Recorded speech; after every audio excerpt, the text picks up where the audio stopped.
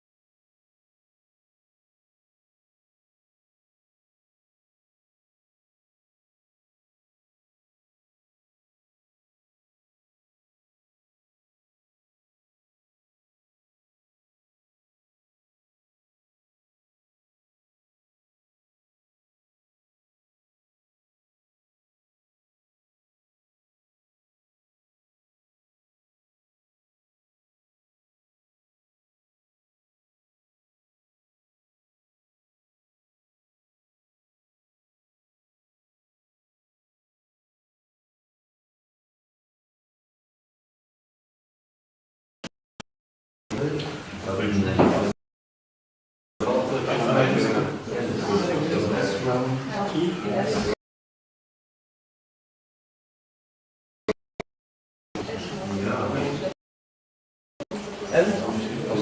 Dat zal heel zijn.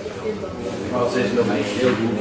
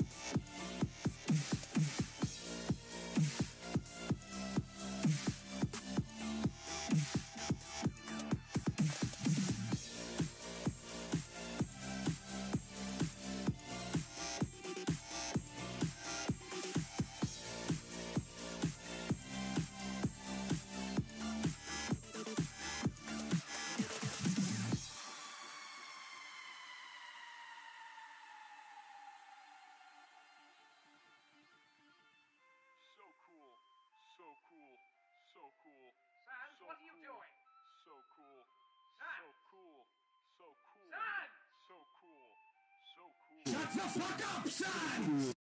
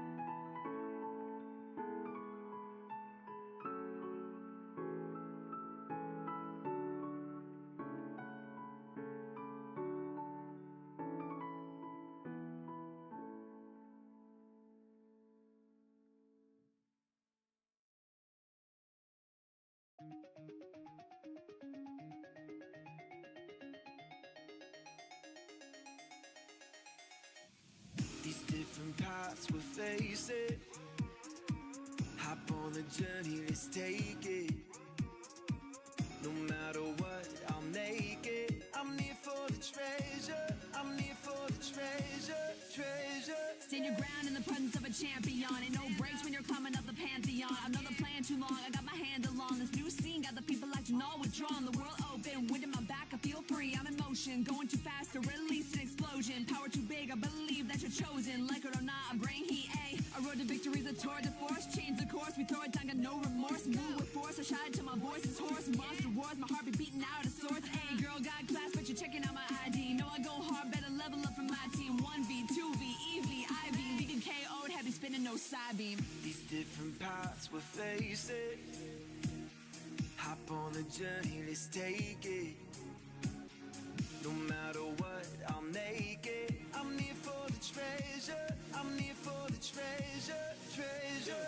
Team full of stars, we the best, that's by any means. In another league at the top of the academy. Both thought it was sweet, thinking they could walk all on the team. Cap squad, time to give him hands, since that's what he needs. My squad is colossal, he just run me if they intervene. Feel like Miller opposition, Bert the Chris, no overheat. Dog him with the K's and I's, no matter if he close to me. I'll hound him with the piece, and when it flare, he turn to smithereen. Hurt his pride, it's a battle that he won't forget. Pull up in that thing, speakers bang, know what time it is. Know we party rockin' other lanes, they can't get with it. Can't dance with the stars, you muck, moving too slow for this. Cassiopeia status, big boss, yeah, send the name. Ain't no playing games, putting any talent to the shame. Train his life pouring, I'm trying to be a part of the wave. You can't stop the glory on many levels you can't obtain. These different paths we'll face it.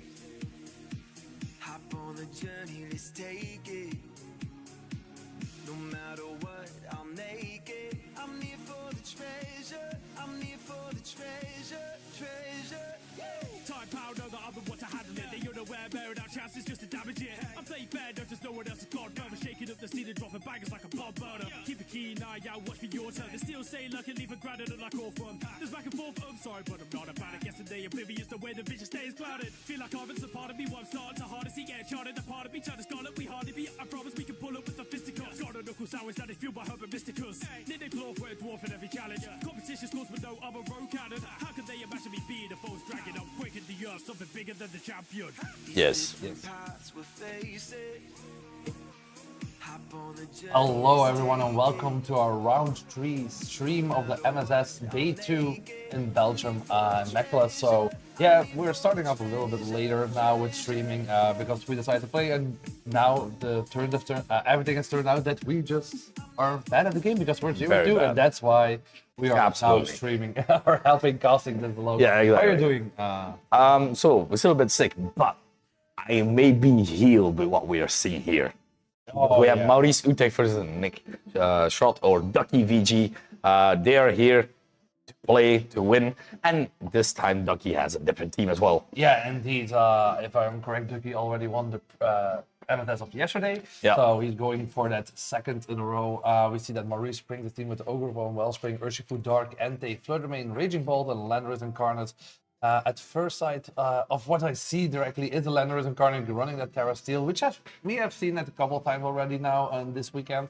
So that's not much of a surprise, but still, you don't see it like outside of this weekend, I presume.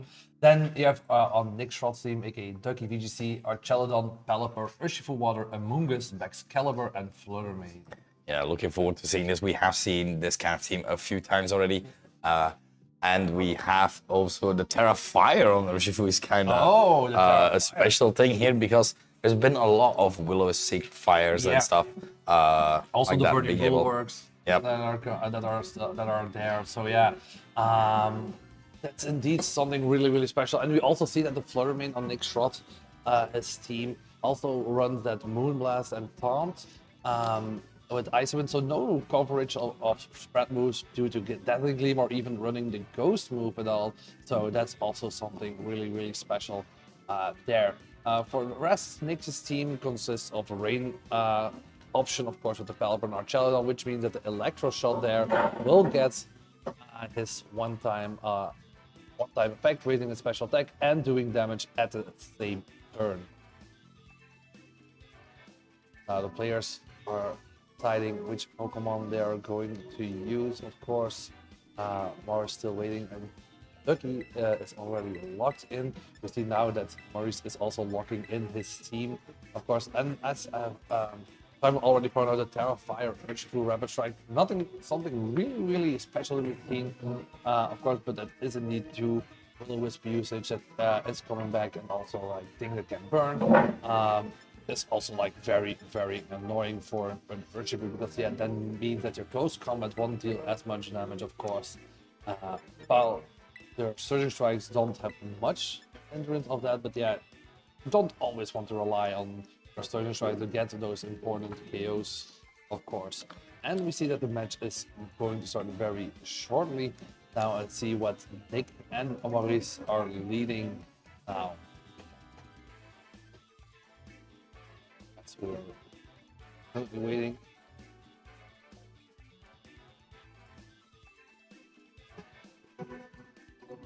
As we can maybe expect here, like for Nick's side, like the Rain lead with Pelipper or Chaladon is indeed, or could indeed be an option here. We see that we're having some technical difficulties, so hang on for just a little bit as we're trying to fix those as well.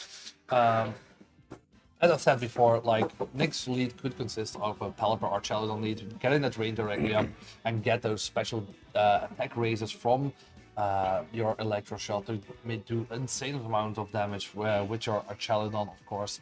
But yeah, other things are also possible because you have the Pelipper Urshifu Rapid Strike that can go up front, or yeah, anything offensive on Nick's side is can have a good lead against it. While Maurice, yeah, you really want to make sure, like, okay, if that Pelipper or an Chaladon comes in, what do you really want to go against that?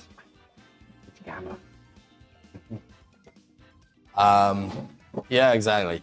So we had a little bit of an issue here, and now seemingly having a little issue with the Switch itself, where it's just connecting like that. It is one of those things, of course, that can happen. That is when you're going live, Indeed. especially. We love Nintendo out here, but We love Nintendo. we love it though. We love Nintendo. We love Like, Pokémon. We know what would be a really nice sponsor. Nintendo would be a really nice sponsor. Would be nice. I could afford stuff. No, but a new think voice. No, but think about it. Like, we are doing everything locally. Like, everything is mostly supported by Shmon, of course, it's tech. So yeah, everything could go. We're not like big regionals. We're just like having fun here. So technical difficulties are about to happen from time to time. Yeah, exactly. So nothing really big with that. But ignoring that part, honestly, matchup-wise, because like Maurice and Nick have Ducky. Sorry, they prefer Ducky. Yeah. They have played a few times already yesterday, but now with a new team, Ducky might be able to adapt that knowledge from earlier from the other battles. Yeah, indeed. This one, because you have that advantage of already knowing what kind of team you played against. Indeed, like because we are having this double MLS, we saw that a lot of players decided to run another team today, maybe like what they're comfortable with. It depends on what you really want to get out of this, of course, because like we Money. said yesterday, money. No, but like we said yesterday, like the events are getting scarce. EYC is just around the corner, so all people that are here playing want to probably go to UIC and want to get those final points in to lock their world's invite. But even if that doesn't happen, like you really want to make sure, like, okay, if UIC like goes totally haywire and you don't get anything, because there is a time stop on June. Not much can like after UIC you don't have a lot of events anymore, and you know what? Slight side promo time. We do have another double MSS coming up in April, this time in Lanark, a little bit closer to the Dutch and German border. So definitely recommend that for our German and Dutch viewers, because money.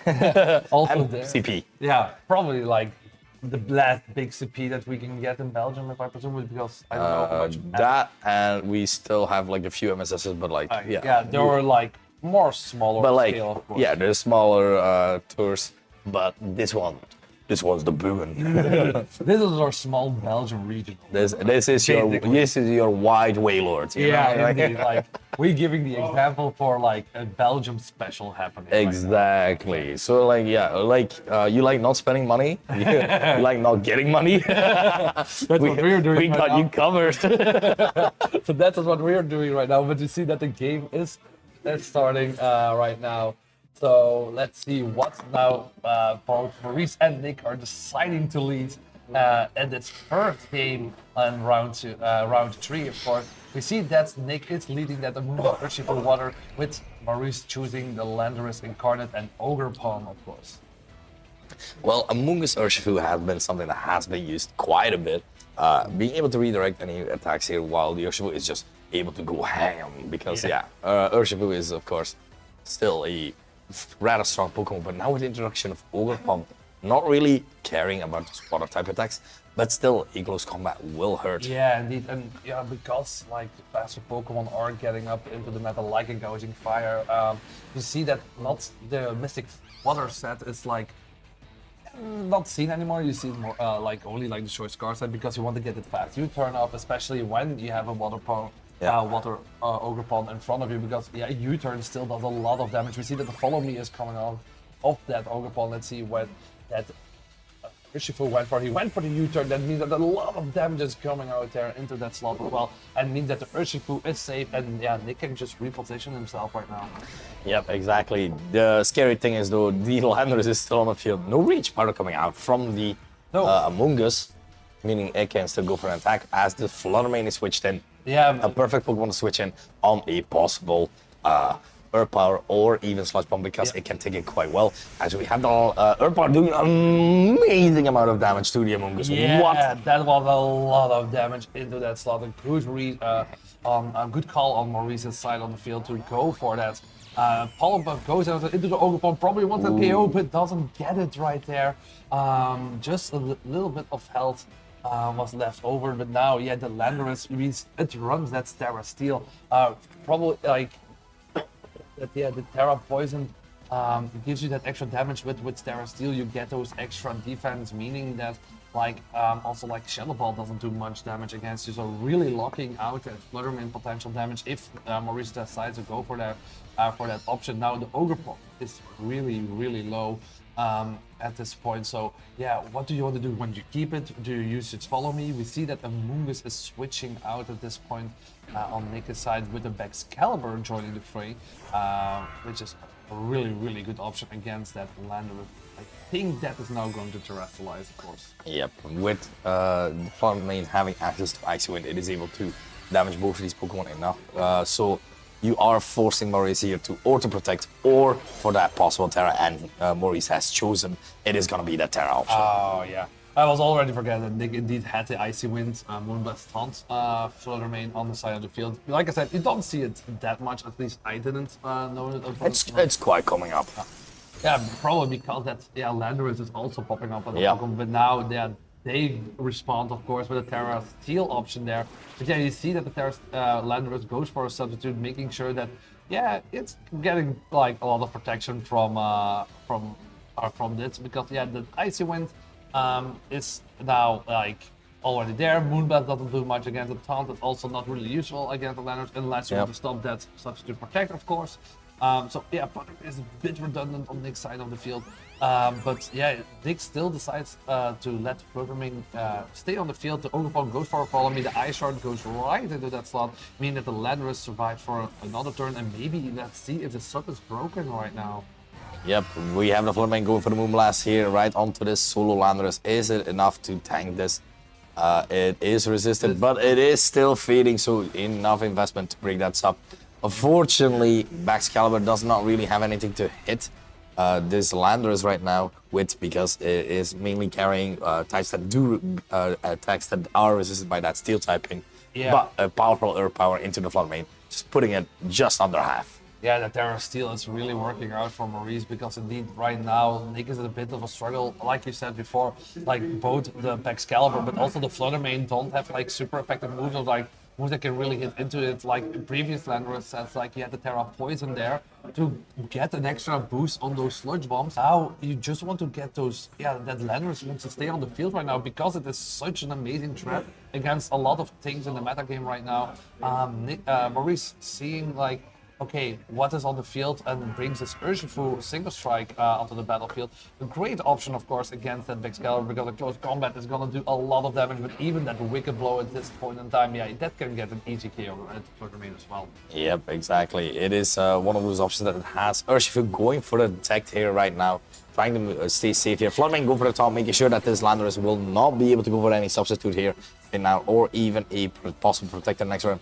As Excalibur is going for that Glaive Rush onto the protected Urshifu, not really affecting it, but now this Landorus is a go for an attack. It is the Earth Power into the Fluttermane and just making sure that that is at least killed. Yeah, indeed, like it was really good from Nigga's side to go for that taunt on the Landorus, like you said, like because if you get the sub up, like okay, you get that with the Moonblast, but you know that the Fluttermane is already a bit low. You only have like an Amoonguss and a Rapid Strike Urshifu in the back. Okay, the Urshifu can easily break those subs, but still, like, just knowing that he can go for that and also like get rid of that protect option as well. Like, that forces Maurice's hands to maybe switch it out, especially now that the urge for Rapid Strike comes into the field. And a close combat into a Terra Steel, I think that's bad news for Maurice if that happens. Yep, exactly. No substitute, meaning no substitutions. That means this close combat will hurt. Yeah. In the back, of course, Maurice still has a Pokémon in the back, which is, of course, that Ogre Pond, if I recall correctly. Yeah. Still hanging on by a thread.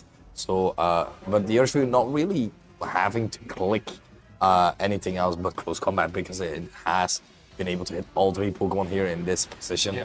So, Maurice really having to decide here what to do, what you want to have. Actually going for the strikes there in that.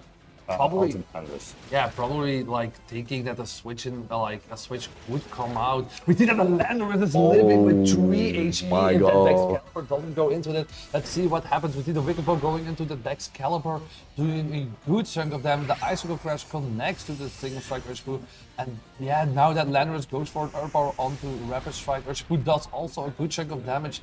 But then it lives on for 3 HP. That could be like really the deciding factor. Now we know it can protect.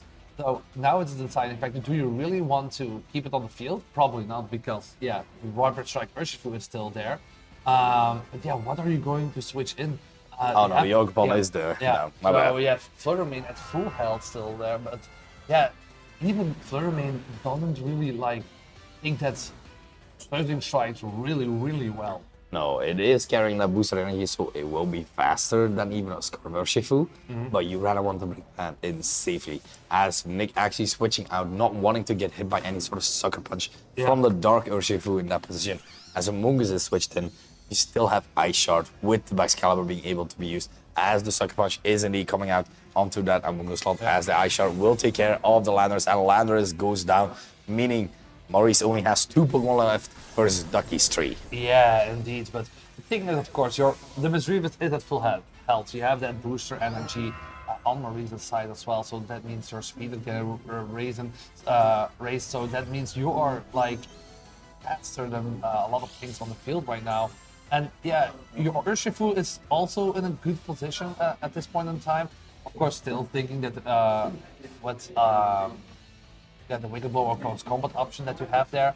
So probably the Excalibur is getting knocked out in this turn, but you also have the Amoonguss on Nick's side who can go for that Rage Powder and redirect those moves. So being able to redirect moves is such a powerful thing to be able to do, and Excalibur is, of course, still a pseudo-legendary, as people might say, with 600 base stat all around, being able to throw a lot of moves as well. No source lines on the set, but Icicle Crash will surely be able to deal a lot of damage and even possibly KO this Fluttermane. I believe in Excalibur. I know. But Icicle Crash, as we saw in games yesterday, it can miss, of course. Well, let's see what is going to happen on Nick's side. Ducky's side, we're going for that terrestrialization, which means that Amoonguss goes for Terra Fairy option right here, right now, to resist any the Moonblast that is probably going, or Dazzling Gleams that Maurice wants to use. of course. But yeah, and even like the Wicked Blow won't do as much. We see that the Pound is coming off as well. So that means that, yeah, Among Us, you can't Rage Power anymore. The Wicked Blow goes into the slot, yeah. 100% resist, of course, now. That doesn't do much. Iceberg Crash connects to the Flutter Main, doing a huge amount of damage, and yeah, that But Flutter Main is no really, KO. really low. Wow, very low. I believe the Excalibur a bit too much there. Ice Shard is always threatening, of course, against Flormain. Flormain is a fast Pokemon, but priority Ice Shard will still hurt in this regard. Among Us can be switched out, being used for later because, of course, with its typing, as long as you deal with the Fluttermane, the Among Us can actually win the 1v1 versus the Nurse. Yeah, indeed. The Protect comes out for Fluttermane, of course. Really want to make sure that it survives one turn because the Ice Shard is, of course, a great option there. It's read by Maurice. Of course, you see the Wicked Blow coming out for the Excalibur, getting that KO on Ducky's side. My boy! My boy!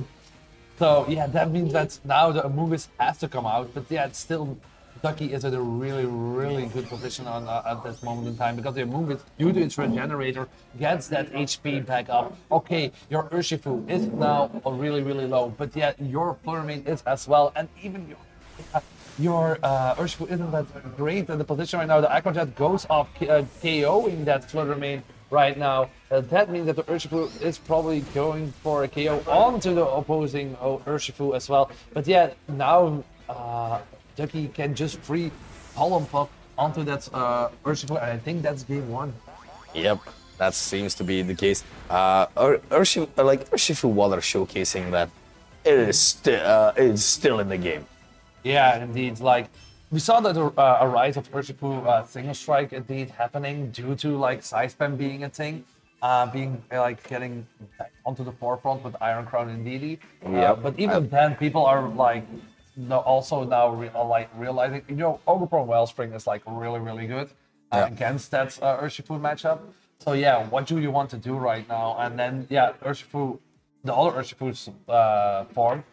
It's still really strong. Okay, it doesn't have like the multiple hits for Surging Strike, but yeah, a Wicked Blow, even on neutral, does a lot of damage. In one punch. In one punch, indeed. The thing is as well, because you have so many Raging Bolt now as well, being able to resist the Water Stab. That's why Raging Bolt runs Terra Fairy for the Dark Urshifu. Yeah. And then another addition is just Ogerpon, because it feels like every DLC they brought out something to try and make sure that Urshifu wasn't going to be used that often. Urshifu kept going after Ogerpon, but then Raging Ball was introduced and then Urshifu, okay, my bad, my guy.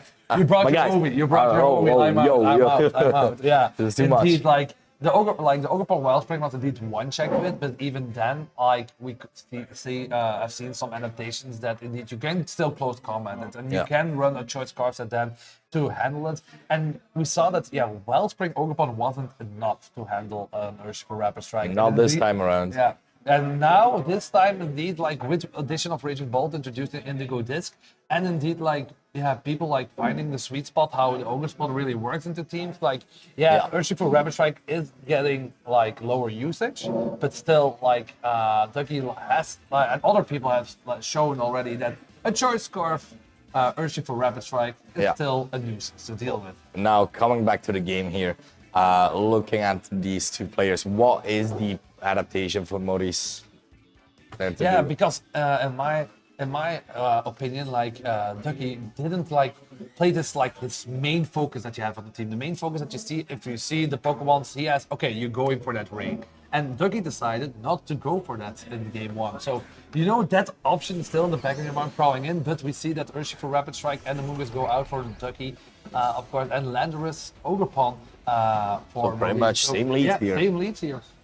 Same leads here. We already have seen that Follow Me was immediately used by Ogerpon this time around. Maybe Maurice might be switching it up, expecting a U-turn to come out, so that it is able to just go for a strong attack into whatever is coming in instead of that Urshifu slot. Yeah, indeed. But also you have the Landorus, and okay, the Terra Steel is a really nice option to resist a lot of things, but maybe you want to switch that up as well, because you know that the U-turn for the Urshifu is still an option to go into your Ogerpon. Maybe, like, do you want to switch out your Ogerpon? You know what happened in game 1, don't let that happen in game 2 as well. Because yeah, if everything happened the same in game 1, yeah, then you just lose the game, of course. Exactly. So don't want to repeat of game 1, but that is not what we're seeing. The immediate Terra this time around from the Landers going into the Terra Steel type, making sure that if it gets hit by anything, it's gonna serve. But the close combat onto the Landers on just a kill with a critical hit. That was an amazing play right there. Yeah, that was like really, really solid. Like Maurice thought, like, you know what, the previous time you just wanted to U-turn out or you wanted to go for maybe a surging strike, but Ducky read that perfectly, of course. Okay, now Maurice gets a KO on that Urshifu as well with the Horn Leech, so also a good read on his part. But yeah, losing that Landorus this early and a Terra option, yeah, that is really, really tough huge. as well. Yeah. This was just a perfect turn there. Yeah. Probably for Nick because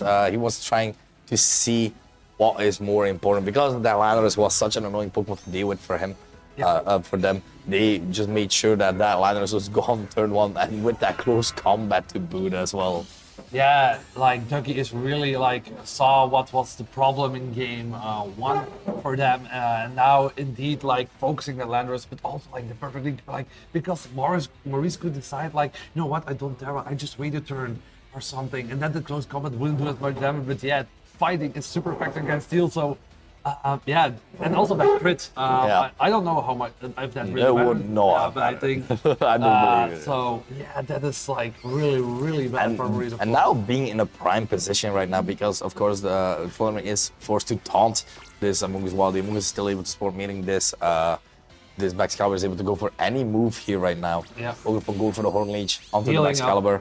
Healing up as much as Doing a bit, possible, of course. not really affected. Baxcalibur, not really No. affected. So honestly, it's time to crash. Indeed, Icicle Grass goes off into that Fluttermane slot. No, getting another crit and KO there as well. no. Yeah, that is indeed a nail in the coffin, probably for Maurice. I don't like to say that, but that's, yeah, you have your two main options that you had in game 1 that really helps you like get that game maybe to your side. But yeah, now that's like really difficult, because yeah, Ducky still has all of their One, Pokemon. they still have one in the back. Yeah, but yeah. Amogus Urshifu being is okay. taunted was taunted last turn, but meaning it can switch out potentially. So Yeah. now Maurice still has an out.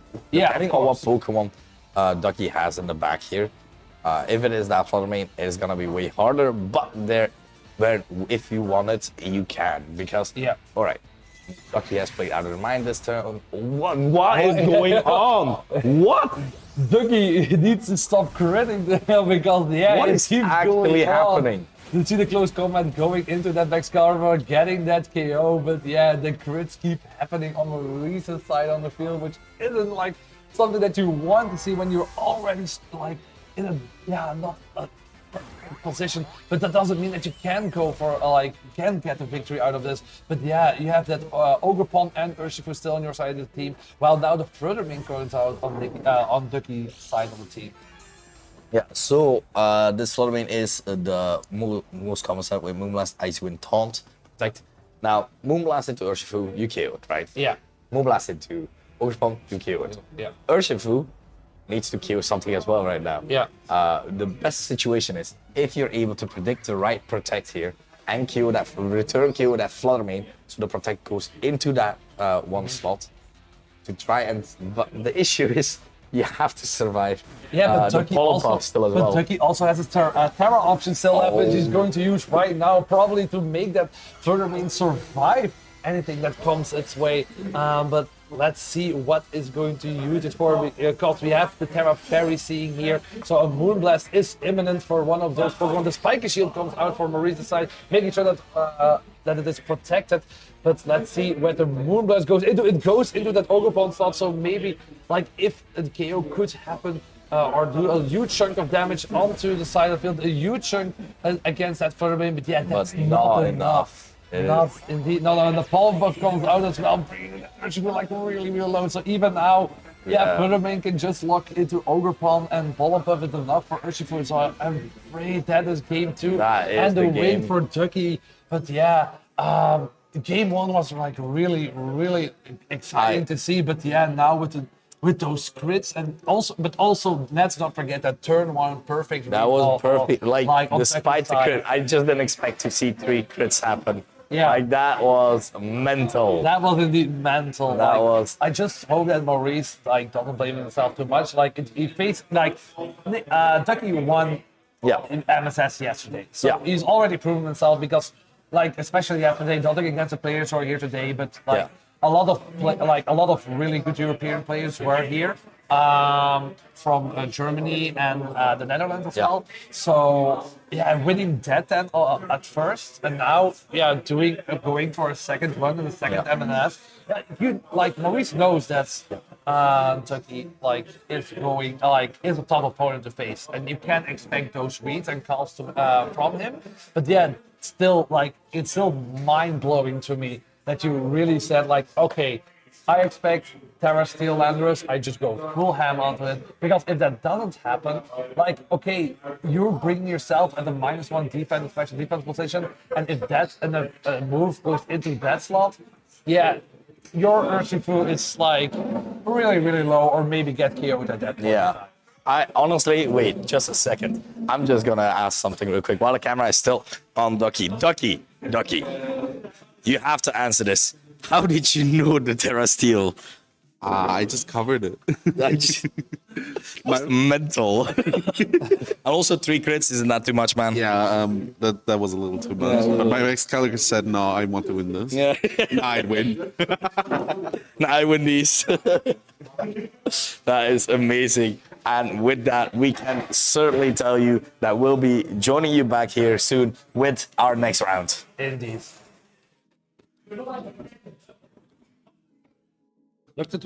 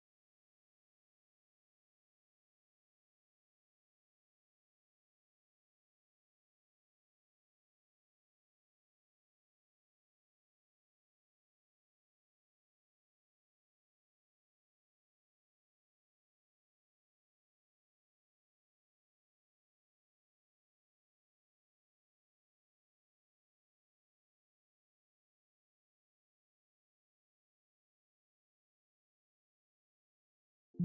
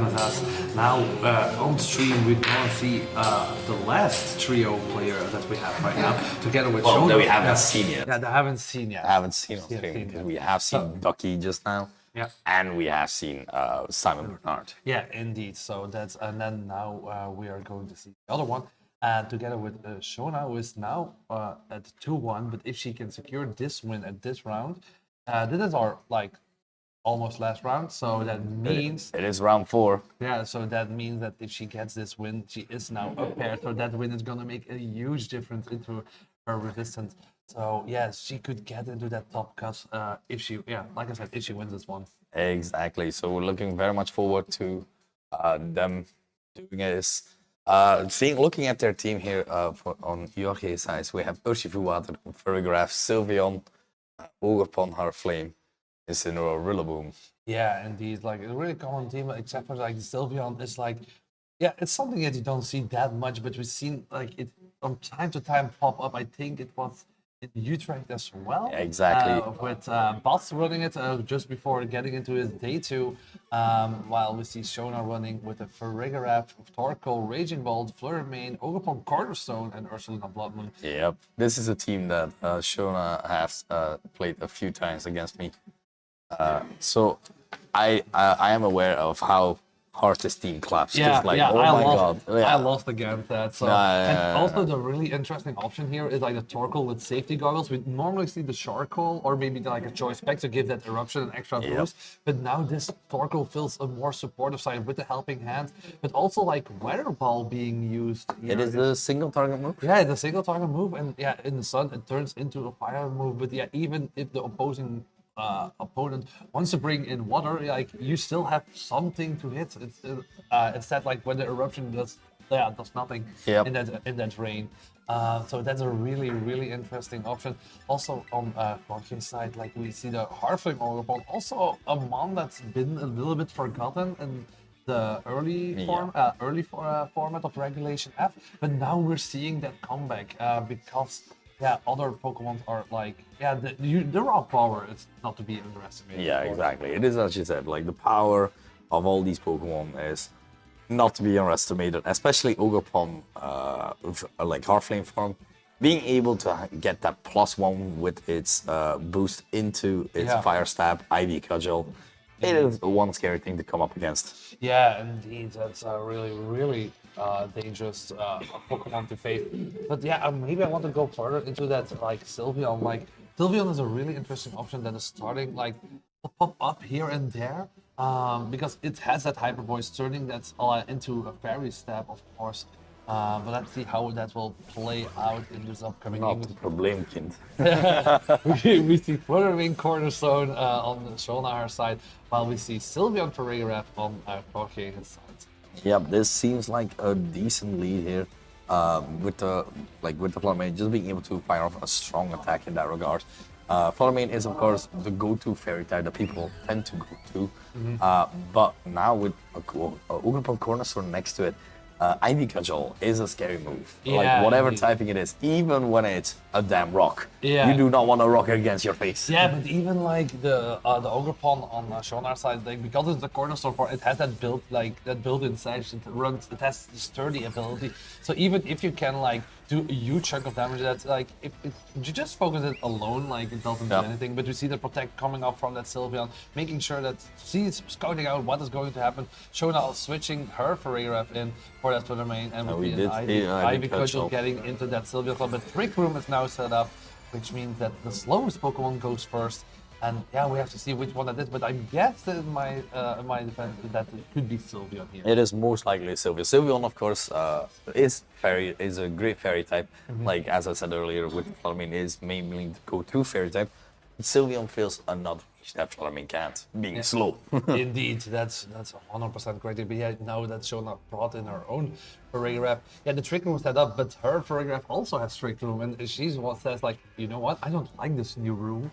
I want the all-broaden beach side with supporting grandma. So on my side, so get me out of this box, and she can reverse it if she wants. So we see that the switch in on Korki's side from the Ferreira goes into that intimidating Incineroar, which lowers the attack of that cornerstone Ogerpon, which could be like a game changer. We see the Calm Mind coming up as well, which means that the special attack and special defense of that Sylveon is being raised. So yeah, whatever it's going to do next is going to be a huge chunk of damage. We see the Ivy Cudgel swing into that slot, and yeah, like I said before, the Shona it's going to reverse that Trick Room. But yeah, the bulk really matters, but I also think that Intimidate from Incineroar helped out with the damage as well. Absolutely, you're absolutely correct in that regard. Still not being able to go for a fake out, but still having the option for a parting shot and try to mitigate the damage that can be put out by these two Pokemon here. It was a wise switch from Shona to immediately switch out to the Ferrograph, being able to then reverse the Trick Room before any real damage could have been done by the Sylveon. But now with the Sylveon at +1 and the Calm Mind, a Hyper Voice or even a Terra Blast are bound to hurt quite a bit. Yeah, indeed. Damage output could be really hurtful. We see that the Helping Hand is coming up from Shona into that Ogerpon slot. So that is going to get boosted. We see the Ivy Cudgel getting it. Is that enough to get a KO? Of course it is, with the Helping Hand boosted, of course. Ignoring a bit of that Intimidate, of course. And yeah, the Incineroar going out right now could be really huge because it was running Will-O-Wisp. So it could go for a burn on that Ogerpon, which made it like useless for like the whole game. But that was a correct read on Shona's side to get rid of that immediately. While Corky went for a +1 hyper voice, and we don't see it right now, but we see in a few seconds that did a lot of damage to both Pokemon. Exactly. So now being able to switch in back in the Furry Graph, Jorge prefers to have the Trick Room up right now. It is something that they do tend to like, especially with the Flutter Mane in the back. Not really knowing if the Torkoal is in the back or even the Arsenal Blood Moon. But looking at the team composition-wise, Shona might have been considering a Trick Room option as well. So I'm guessing there is actually a Torkoal in the back. Yeah, but we see that Shona go for that helping hand once more, while the Furry on Corky side is going for a protect. The Wood Hammer comes out into the Sylveon, getting that KO immediately. So even with the -1, that helping hand, yeah, it's really, really helping out for Shona right now, because it gets now 2 KOs in a row. Not with the same move, of course, but still, that, yeah, Ogerpon Cornerstone is really showing off its work. Now we see that grassy terrain is activated, so that is not ideal for Gorge's side, of course, because like that Wood Hammer was already enough to get a KO there. But yeah, the Cornerstone Ogerpon is now really, really low. You have that fake out pressure and grassy glide pressure from that Rillaboom as well. So you have to see what Shona is going for. Does she keep that Cornerstone Ogerpon into the back, or does she say like, you know, you did your job, you can go in peace? If Shona does happen to have the Torkoal in the back, I feel like this is the perfect time to try and set up a Trick Room. Yeah, no, but she goes for that helping hand once more. Says like, you know what, Cornerstone or Ogerpon, you're in here for maybe one turn. Go for that one last swing. We see. Oh my god, that's so much damage. While the Rillaboom goes for a Wood Hammer, also probably thinking maybe like, hey, do you want to set up that Trick Room, or maybe like do some extra damage against me? But yeah, now the Trick Room is set up on Gorky's side. But I think that maybe, like you said, if the Charcoal or Blood Moon or Saluna is in the back for Shona, yeah, you're helping her out more right now, because okay, you have that Rillaboom, you can spam priority, and you're probably hindering that Ogerpon, but yeah, it's so low, and you have priority moves on your side, so I don't know, like, if this was maybe the right call to make, but let's see what will happen. We see the Farigiraf switching out onto Shona's side, and we see which is Flutter Mane, of course. We see a Hyper Pose coming out, which means that the Ogerpon goes back to Shona. Did a really, really wonderful job bringing that Rillaboom low, and of course knocking out 2 Pokemons. Yeah, let's see what is going to happen. What is the last possible Pokemon Wood Hammer into this problem game? Whoa, take it out. That wood hammer with the grassy terrain boost. Yeah, that wood hammer would, yeah. Yeah, that would indeed. That would indeed. KO it. Which means that we see the Farigiraf coming back in soon enough. But yeah, now we have to see what Shona had in the back for this moment in time. The Trick Room is, of course, still up. We see the Blood Moon coming out, which is like... That's really good. This is really good because, of course, you can't now put a Grassy Glide on a super effective Blood Moon.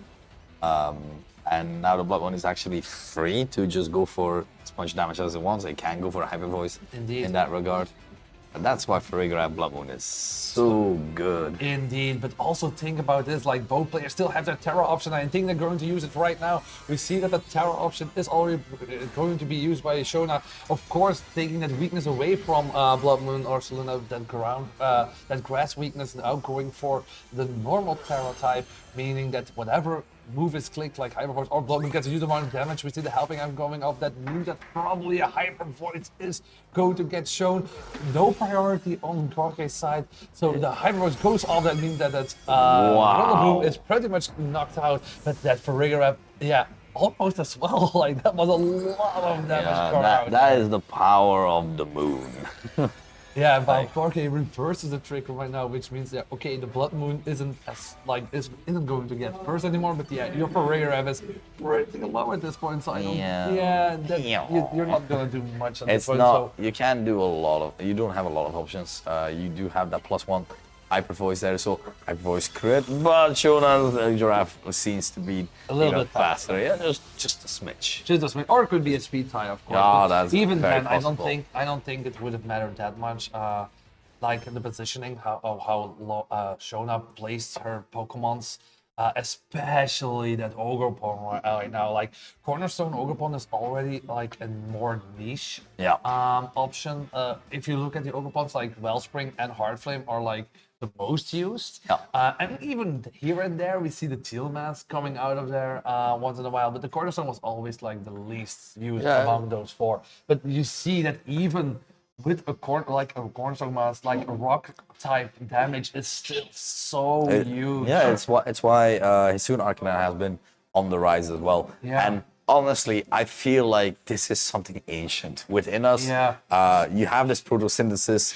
Whenever in doubt, you choose rock. That's a really That is good comment. that's what the caveman did. That's what I do at rock paper scissors. It is always rock, and it comes back to it. Indeed, Rock comes out frame 0, and rock paper scissors. It's absolutely Indeed, but nuts. Rock, like all jokes aside, of course, rock is indeed like a really good option because like it hits like a lot of Pokemon. Like, Yeah.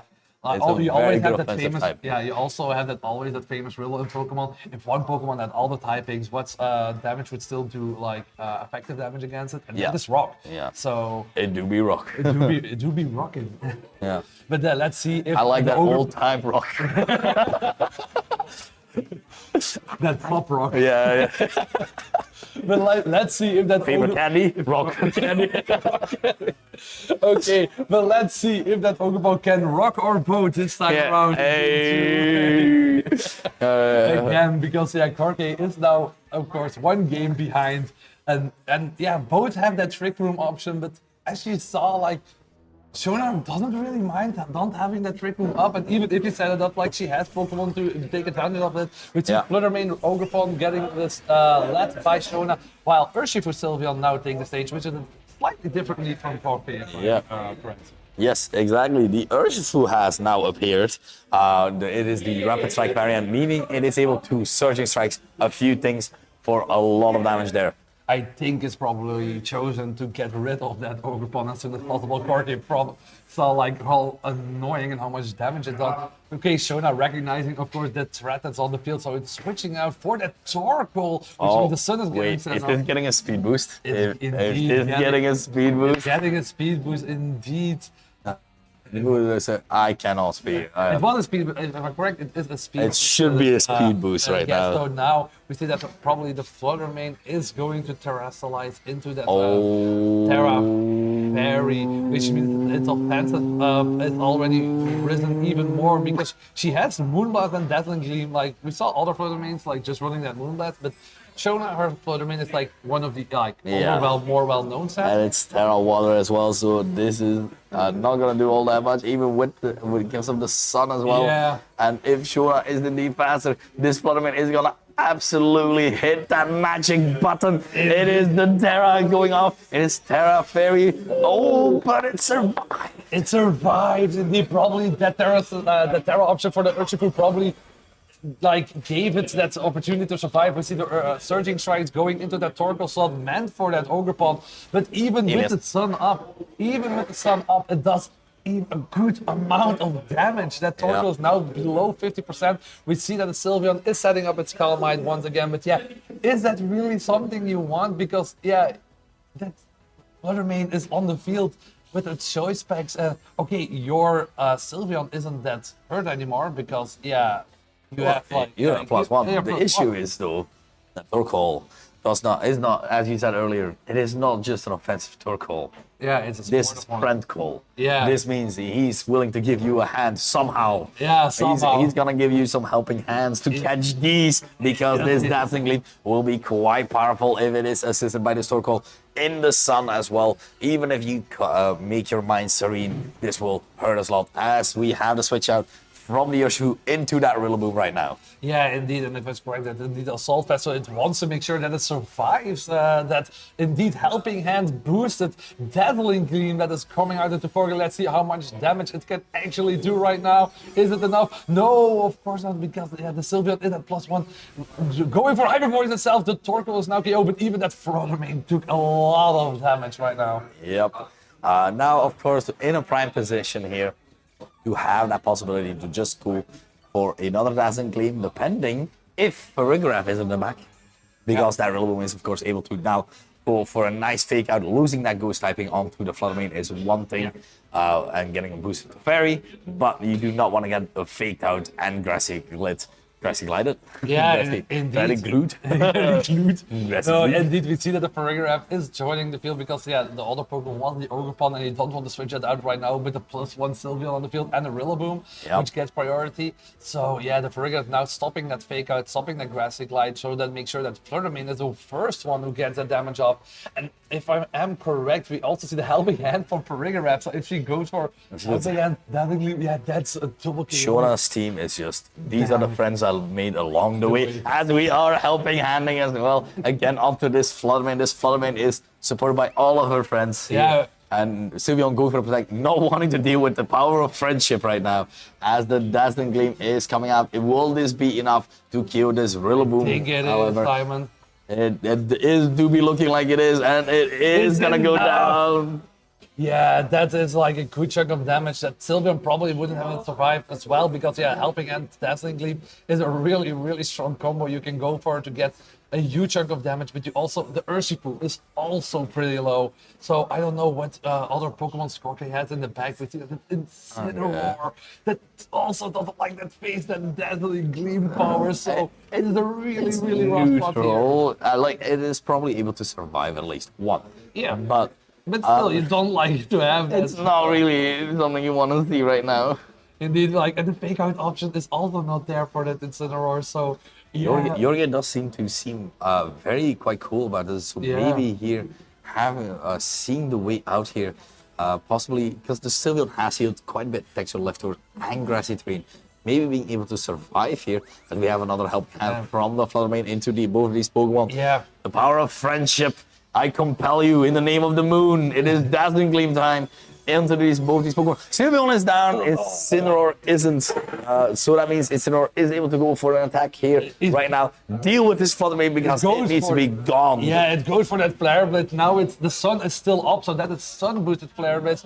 Probably going for that 100% KO. Also now making sure that Corki has like that option because now Urshifu comes in the field. Now it is the fastest Pokemon on the field. Yep. So, and I don't know how many turns of sun there are still left, but I think after this turn it will be faded. So yeah, but still both Pokemon are so low, and there is a freshly like full HP Ogerpon in the field, and yeah, if you just like the Farigiraf is also at full health, so it's still a rough position for growing. But indeed, the options that we choose are really good. I think this is why you're happy that Ogerpon Rock still has 30.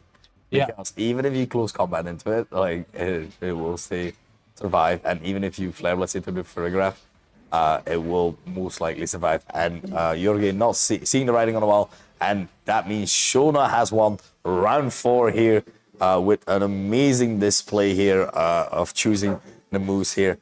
Now, we haven't interviewed Shona this weekend yet, so I believe we will be back shortly with a small interview. Indeed, we will interview her shortly because, like we said before, like now she is 3-1, and with being down paired like to an opponent that has had a bit of win streak, like going on, like that gets a huge boost into your standing. Beating someone's hot streak, Yeah, indeed. So she has a really good shot of making that top 8 right now. So we will interview her shortly to see what her thoughts and process were into this team because she played that really well.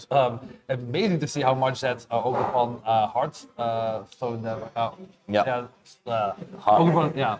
The Rock Ogerpon. The Rock Pond. The Rock Pond. How much Rocky. damage? Rocky. Adrian.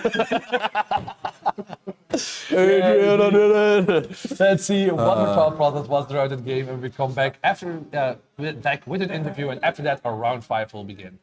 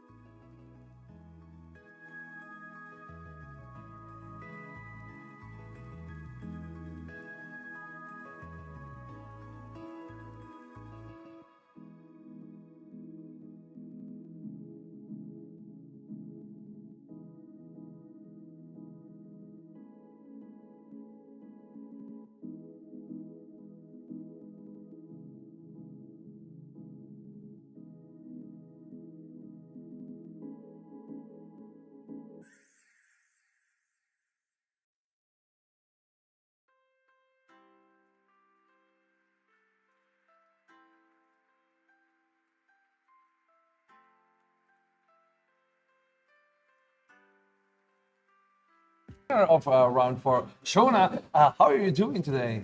I'm doing great. Yeah, I'm glad I got to play today. Yeah, indeed, Casting is fun, but yeah, playing is also fun. Yeah, indeed, because you were like caster yesterday together with me and Maxime, of course. So really glad to see you out there in the battlefield of it all. But yeah, you won just now game your round 4, which means 1 round to go. You're 3-1. Yeah. How are you feeling? Like, how do you see it going? Yeah, great. In the first round, I played against Maurice, who he got second place at the MSS yesterday. Oh, yeah, okay. And we already had a great set, and that was my only loss. So I'm glad until now that the next 3 rounds I managed to win. Yeah. Yeah, indeed. Like, yeah, your team is like a quite familiar team with the Ferreira, Bloodborne, Barcelona, but you make it interesting with that Ogre Pond Cornerstone. Like, how did you come up with this team? Like, this is something that you saw online, or something that your team built like together with? No, like when I first started building for RegF, I like build a lot with the Ducky and that, you know, Gouging Fire, King Gambit kind of team. And then I tried so many different things, and at some point I'm like, you know what? I really want to go like Fluttermane Torkoal.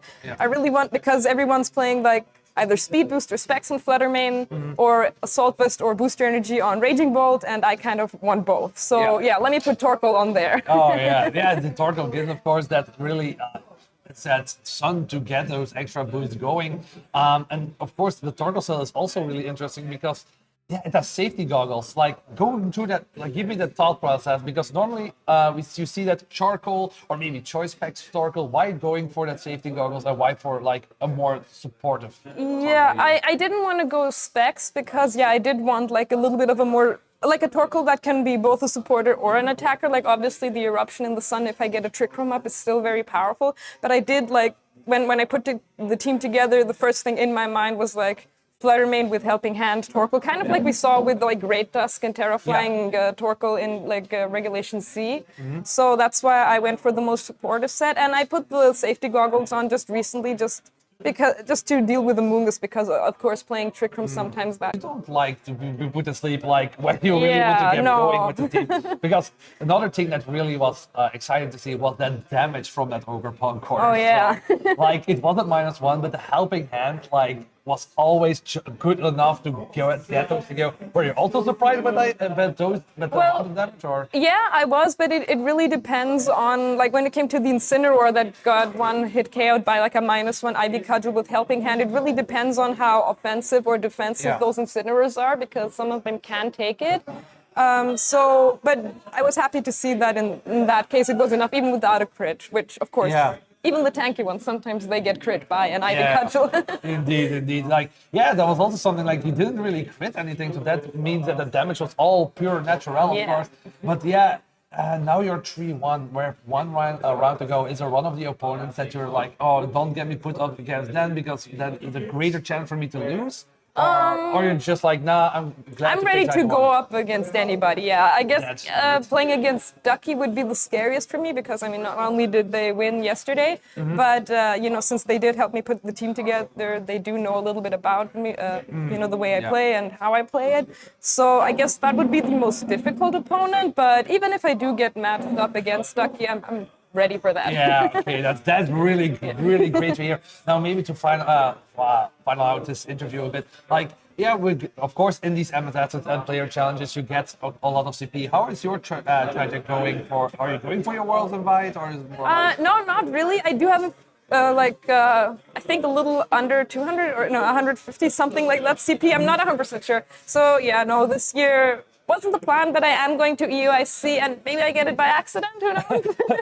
Oops, I just won a new EUIC, apparently. So that could, of course, that would be really cool. I'll try, but I won't be disappointed if I don't make it. If you bring this team, like, it will be really fun to I might, let's see. Yeah, it is a really solid team, as we saw, of course.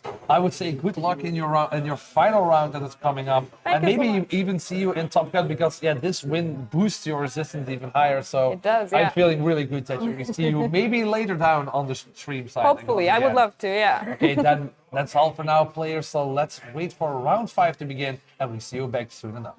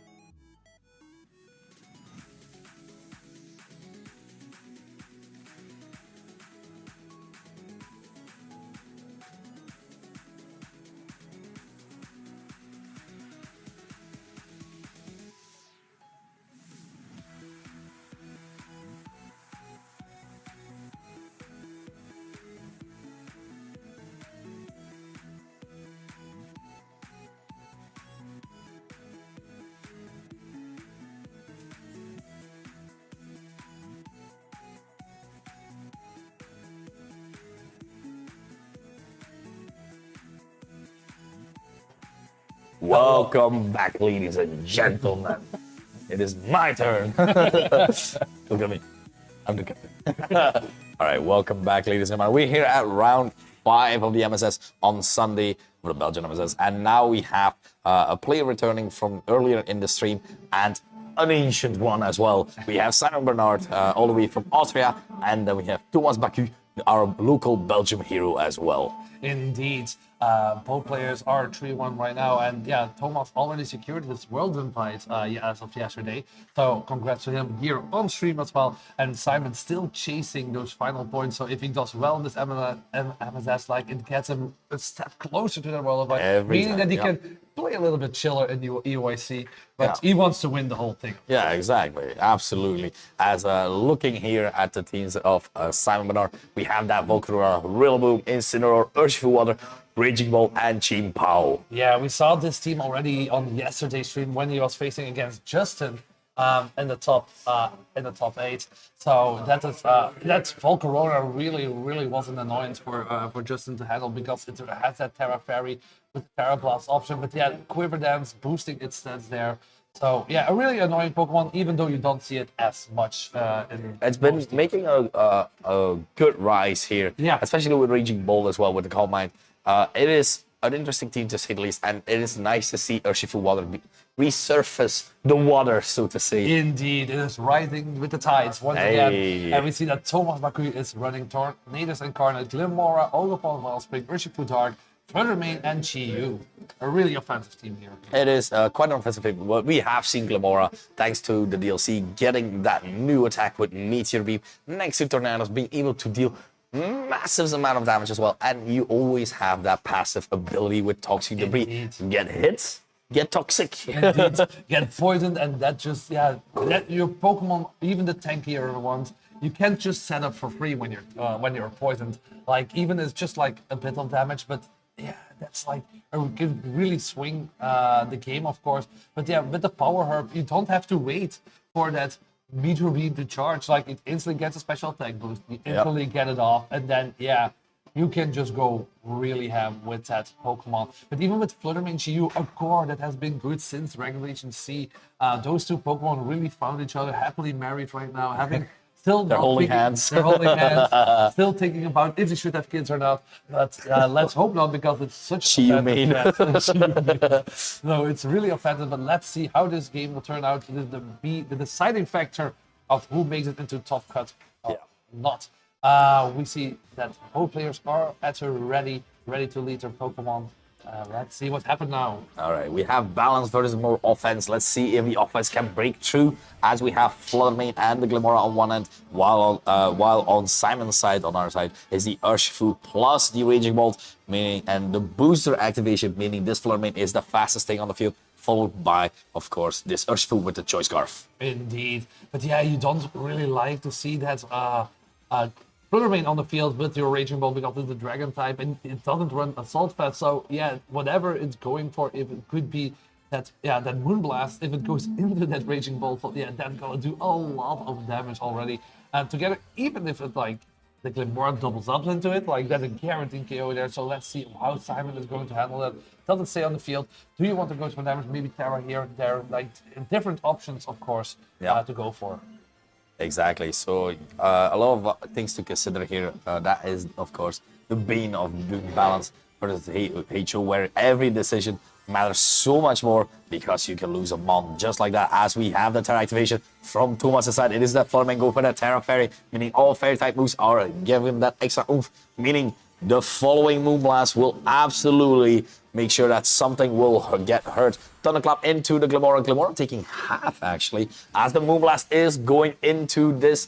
It is the Urshifu this time around, and the Urshifu is just down. Indeed, like Moonblast into Urshifu without being Terra. Yeah, that's a guaranteed. Yeah, we see that the Meteor Beam is charging, and yeah, the Thunderclap already went out, so no protect there. So the special attack is raised right now. So yeah, if that move hits, and it does, yeah, that's a KO of the Raging Ball as well. I don't believe it is a KO just yet, but it is quite detrimental to see how much damage it has just done. Also, like, proves how bulky of a Pokemon Raging Ball. Oh, Raging Ball is crazy. Yeah, because like Meteor Beam is like if it correct a neutral move against it. Yeah. So still, like Glimmora. 120 base power move. Yeah. Your special attack gets raised. Yeah. What? And indeed, but even then, Glimmora is not like a Pokemon that has like a bad special attack stat. Exactly. Like, it has like, I think above the hundreds. It has a respectable. So seeing it survive is like really, really good for Simon's side, because now it can go for Thunderclap again, already bring it up to half right now, and not blocking the Toxic Debris because of the special move, of course. Yep. So yeah, that's really, really good on Simon's side. He's bringing in that Rillaboom right now to get that Grassy Terrain up, getting that cycle of healing going, also meaning, hey, fake out. Hey, fake out. Yeah, exactly. Lose your ghost typing, get hit on by this fake out, is what my grandpa always used to say. But yeah, exactly this position where Simon would love to be able to deal, firstly, with that Fluttermane. The Grassy Terrain up, giving what? Okay, I was about to say that was almost a big hand into the face. We see the Sludge Bomb going out from that Glimmora into that Rillaboom. Yeah, we haven't seen a protect from the Raging Bolt either, so meaning this Raging Bolt is just going for a Calm Mind. Leftovers plus Grassy Terrain will be able to make sure it gets quite a bit of HP back, but the main issue at hand here. Fluttermane is still on the field. If it goes for the Terra, then you have the Glamora. So you have to deal with one before you can deal with the other. Yeah, indeed. It's like, but I think even that Simon went for that for this play, hoping that the Rillaboom would be maybe like KO'd or at least weakened, because now you're +1, and we already saw that Thunderclap did a lot of damage against that Glamora. So he's probably aiming or hoping for getting that KO with that Thunderclap, of course. But let's see how it will go. We see the Incineroar coming in on Simon's side, going for that Intimidate goes off, but yeah, both Pokemon don't really care about it. You just can repeat the same blame. You can possibly Combine again, or you can Thunderclap, make sure that the Glamora goes down in that regard, or with the Fake Out into the Fluttermane is pretty guaranteed there.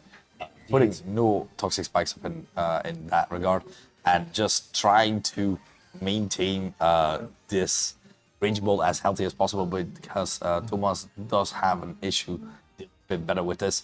More and more, as long as this Raging Bolt keeps healing and still having that potential Terra as well. Yeah, but you also have to be careful, because of course that Glamora is indeed maybe the target that you want to go for, but you have that spiky shit that you have to worry about. We see the Fake Out going into that Fluttermane. Thought the Thunderclap goes into Glamora, meaning that's a sure KO right now, meaning that was indeed just enough. Good information that Simon can take into maybe the potential game 2. Yeah, we saw it do 50 in when neutral, so we were pretty sure it was gonna be able to KO. But now it's got a lot above 50% recovery. So, you know.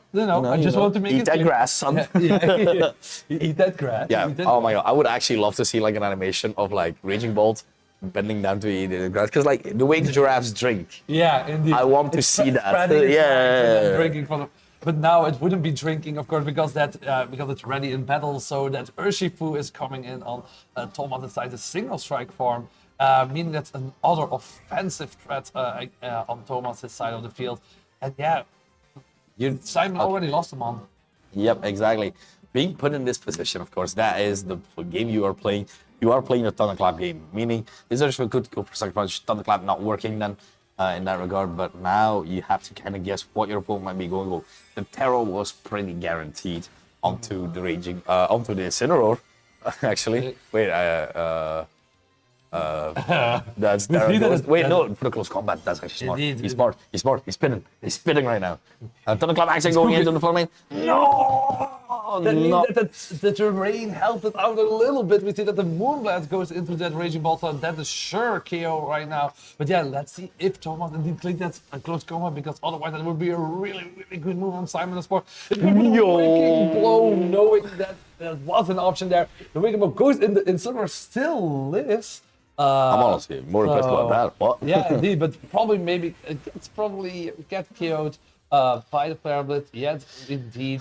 But yeah, that's really impressive that Bill survived. Super effective, like Wicked Blow. Yeah, no one cares me but me. Yeah, indeed. Going out in style. Yes, exactly. So seeing the positioning wise, so it did a lot to the Glamora. So we already know that the Fluttermane is probably one of the bulkiest versions. Yeah, it's really. Indeed. I think also Simon already saw with the lead that he had and losing that Rillaboom really early on. I think maybe he already had it in his mind. You know what?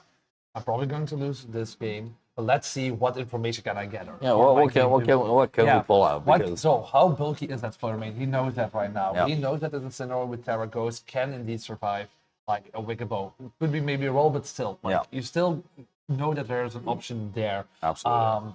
And even like with the Glamora, okay, neutral Thunderclap, just it was about 50%. So you know, like, okay, to maybe chip it more, I go maybe +1 with my Raging Bolt, hit it with a special move as well to get the KO guaranteed. So yeah, I think Simon got a lot of information right now from this.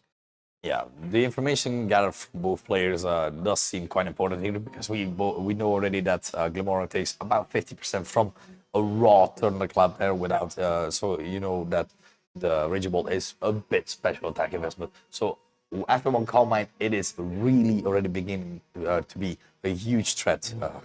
Indeed. I think we can also not underestimate the advantage that Thomas also has on his side, because he only showed 3 Pokémon. Yeah.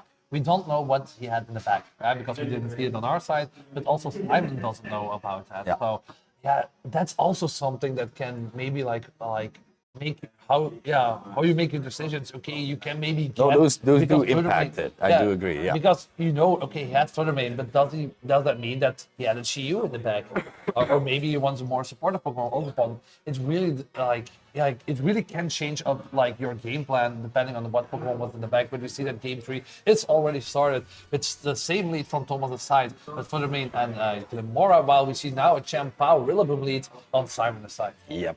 So nowadays, I do feel Glimora, it's a great Pokemon, right? But people are hungry for that Meteor Beam. Going for Meteor Beam on either of these Pokemon, while the Chimpao, for example, protects, a Meteor Beam on the Rillaboom will not KO it.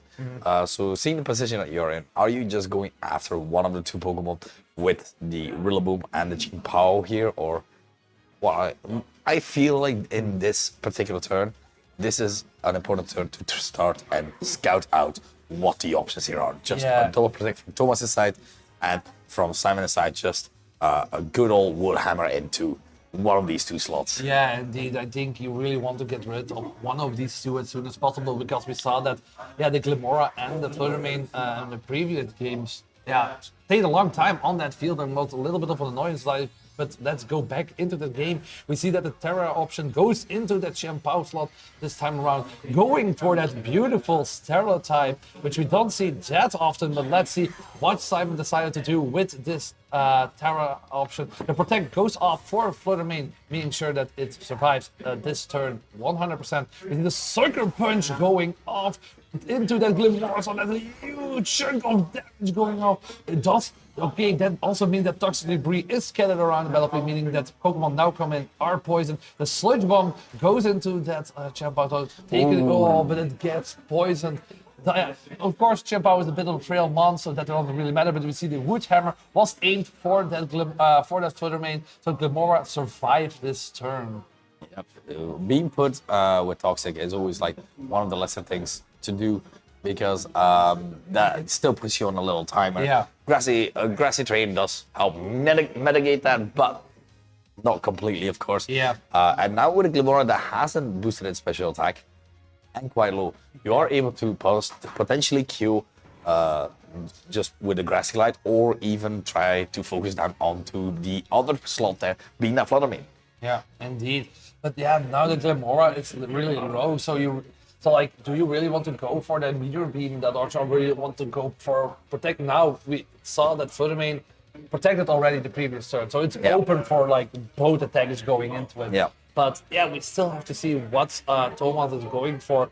But, the Glimora, if you hit it with a physical attack once again, you get toxic damage onto your side of the field, and that's not ideal, of course. We see the Glimora is being switched out by Thomas, going for that Urshifu coming in. As we saw in game 1, the Sucker Punch was aimed for that Glimora. Now, doesn't do anything, of course. The Moonblast goes off into that Champao, making sure that is KO'd. But, let's see what that Rillaboom was aiming for. Probably, I would say, it would go for that Wood Hammer into that Fluttermane. The same thing as it goes. It is hammer time, as the Wood Hammer is going into it, and it is enough to kill that Fluttermane. Yeah. Always be careful of that Wood Hammer boosted with Grassy Terrain. That's always a good chunk of damage there. It's really good for Simon that he got rid of that Fluttermane, because that's one threat gone, and you also know that Glimora is really low. So that's technically that you have a little bit of an advantage there, because your Pokemon are pretty healthy. Your two Pokemon in the back that are really, really healthy. And the Glimora is already weakened down. It's shows its face once again, and Raging Bolt joins the field. Yep.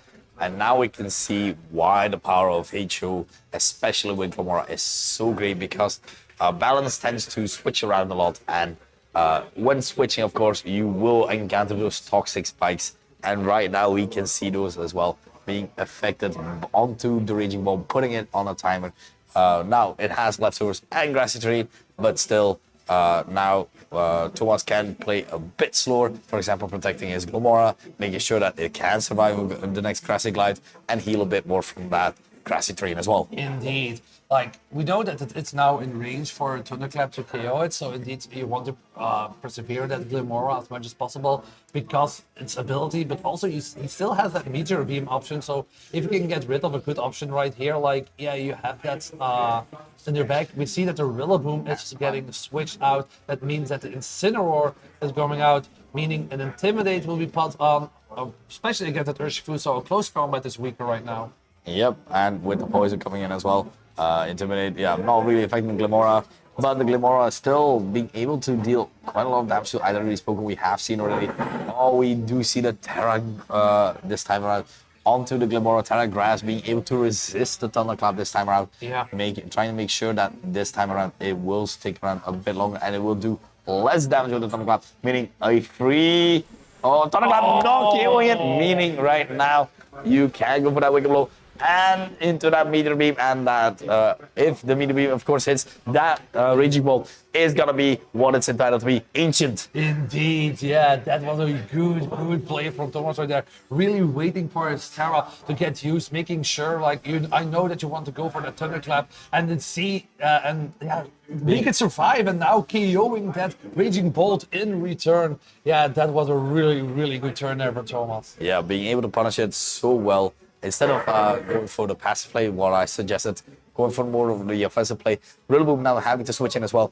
Grassy Terrain will be over next turn, meaning a double protect is imminent from Thomas, while both of Simon's Pokemon will be taking some more toxic damage and racking this up. Yeah, indeed.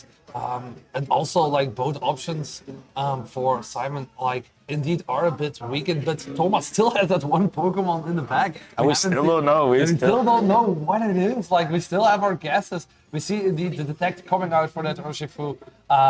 Maybe probably follow up with a Spiky Shield, like you said, to get that recovery going and making sure that that poison is ticking on Simon's side. Exactly.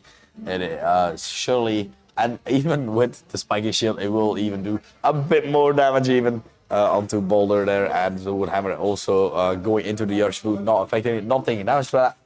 But now the poison and then the Grassy Terrain feeding will showcase that these Pokemon are not in the best of positions right now for Simon. No, indeed. But of course, you still have that Rillaboom. The Glimora is pretty low at this point. You cannot like just say like, oh, let's go for a Grassy Glide here, because yeah, it's a grass type, so that isn't going to do much. Of course, I feel it could very well be range here, right? I think it will be like, indeed, it could be a range, a high roll or here, but I wouldn't go for it, because indeed, like, you're grass against grass, so you really want to make sure that now it is good. But now we see what Thomas' final Pokemon was going to be. It's Bad Girl, which is the Ogerpon. So yeah, the Aggressive Glide goes into that slot, so that was indeed predicted. We see the Wicked Blow coming off as well, doing huge amount of damage against that Rillaboom Flare, but followed up into that Urshifu slot. But yeah, hope for a bird. Can't hope for a burn, but yeah, it doesn't happen. But yeah, Thomas, knowing that he has this game pretty much into his pocket, because like we said many times before, the poison is just ticking by, and the Grassy Terrain will fade sooner or later. But yeah, and Glimora having the perfect stab combination to with move combination to deal with either of these Pokemon.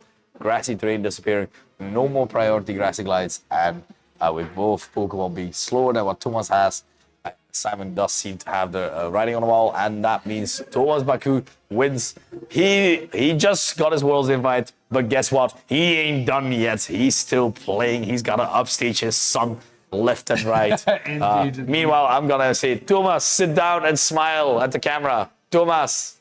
Lower.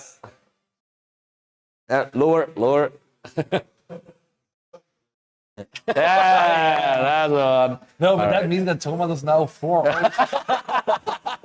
Thomas is now 4-1, I mean. So that means that he's guaranteed top cuts right now in this MSS. While Simon is 3-2. He faced really tough opponents right now. So yeah, that's a bit of, now the 3-2 is always a bit of a gamble, because not everyone who is 3-2 does make it into top cut. No, exactly. Like Simon's earlier match that he lost as well was against Nick. So resistance-wise, I feel like he should be good. Yeah, he should be good. Match should be good. But you have situations where it isn't the case. Like there's still a couple of people playing.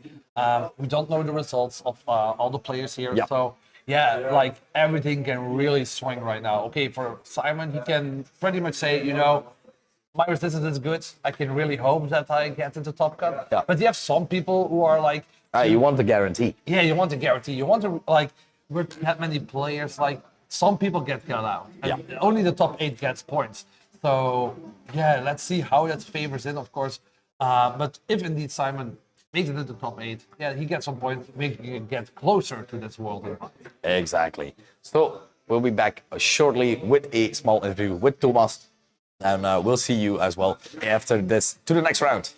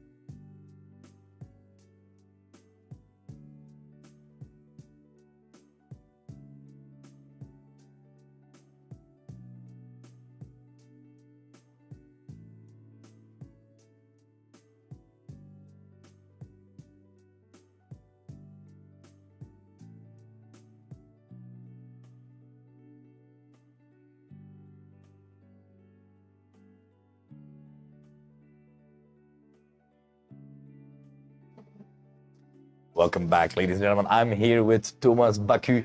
Well, Thomas, how are you feeling after that match? I'm feeling pretty good because I haven't played that matchup Yeah. a lot, but I had it under control for most of the game. Yeah. Took some risk, like with when I terra'd my Glimmer, but Risk well taken. yeah, it was well taken. But to be honest, I wasn't 100% sure that it would survive.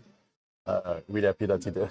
Yeah, we're lucky that it was able to survive. Yeah, I think Rio doesn't know the matchup well because the team isn't played that much anymore. Yeah. And but he has some option. Maybe I feel like because you played this a lot, this team, Yeah. right? You seem to you've got this in the hand. Like it's like perfectly playing piano. You could pick up this team, play it time and time again. And I feel like you're doing so well with it. Like you really understood what you were doing there. I think so. And today I play, as I told you already, that I play with no stress today. Yeah. And it makes a huge difference, again, when you compare it to my previous event. Yeah. I was way more stressed just because the invite wasn't Yeah. secure yet. Now that it's done, I just play, I'm- It's just having fun and enjoy Yeah. the moment. Again, congratulations with your invite. You absolutely deserve it. The third Belgian this season. Yeah. You made it. Yeah. Do a little fist bump. I'm very proud. I'm very proud to see that happen. Being able to play with your sons as well at World. So I'm looking forward to that. So for today, what was the goal today? To be honest, the goal today was just to be positive, Yeah. I haven't slept a lot because celebration. No, I get that. As well deserved. But now that I'm in Top Cut, let's try to get the win at the end. That is the mindset to go with, I feel, because you have already proven it on stream how well you know the team. And honestly, let's push a bit further and get that final win. I'll give my most. I believe in it. So we'll be right back with our top 8, and I'll be actually signing up people for the PC as well. But we'll be back shortly.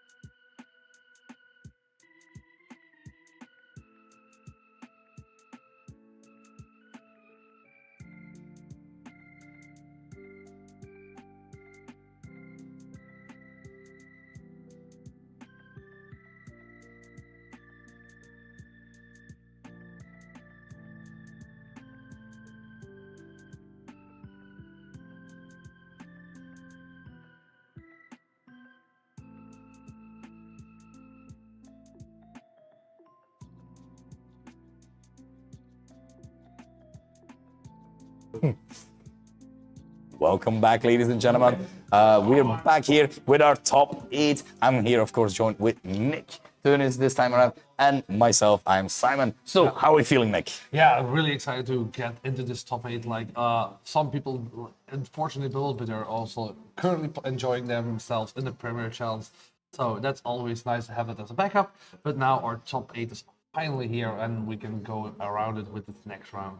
Yep, and we'll quickly go over our top 8. In first place, we have Ducky, who is a 5-0. Second place, we have Maurice Utrecht, who is a 4-1. Shonali Ken, which is 4-1 as well. Thomas Baku, 4-1. Jorge Acosta, 3-2. Simon Bernard, 3-2. Nick Holmer, 3-2. And Philip Mayer, 3-2. Unfortunately, Pro Slimman bubbling at 9th. Yeah, indeed. It was really unfortunate. It's fine. We have one Belgian, I believe. Yeah, but it's still good. It's still good that the scene, that Belgian people join their community and that the scene is growing, of course. Yeah. But don't waste any more time. I think it's best to jump into this first top. Match. We do have both players here. On the left side, we have Simon Bernard Rio, which is having the team that we already discussed earlier a bit. So with the Volcarona, Rillaboom, Incineroar, Urshifu Water, Raging Ball, Chimpao, which is going to be quite interesting to see because Shona is playing a Sun team. So being able to see what is going on in that regard. Because, of course, you have the Raging Ball being able to get boosted by any sort of weather in that regard. And you also have your own Volcarona, of course, with powerful heat waves. Yeah, as we see now, Shona's team on the screen with Paragraph, Torkoal, Raging Bolt, Fluttermane, Ogerpon, Cornerstone, and Ursaluna Bloodmoon. We saw already on stream as well when she was still not 100% sure if she could make it in the top cut, but she made it with that 4-1 record. But yeah, we saw how much damage that team can put out. Like, not only the Fluttermane, not only like that's Overpon especially, but yeah, Blood Moon also. So really great options there for Shona. And indeed, I'm really curious to see how this battle will turn out with those two players. Yeah, the battle will be legendary, as we'd like to say here. So, as we have on Simon's side as well, the gods themselves trying to. But on the other hand, Shona with a Problemkind. Who can be the god? What is a god to a Problemkind? What is a god to a Problemkind? That's crazy. Indeed. We saw that Simon locked in his Pokemon already, so and Shona has as well. So that means that the battle is about to start. Both we saw that Simon is more like a balanced team option, of course. Wanted to go for that setup, really switching out that Intimidate as much as possible. But Shona has that more offensive Trick Room. And done 100% soft Trick Room team. Of course, as we see Shona lead with Paragraph, Fluttermane against a Volcarona and Incineroar. Yep, 2 fire types immediately led to make sure that no Torkoal can do all that much damage to them. But Shona being wise, being able to lead with the Fluttermane, who has a move perfectly covered both of these fire types, being Power Gen. Indeed, the Power Gen option on the Fluttermane is indeed a huge threat against both Pokemon, especially that Volcarona, because that's 4 times weakness. Against it, unless it goes for Terra, of course. Yeah. But still, I think Simon was expecting to see that Torkoal in the lead because, you want to, with both fire types already out in the open, you really want to get those fire moves going. Heat Wave does a lot of damage, the Flare Blast does a lot of damage.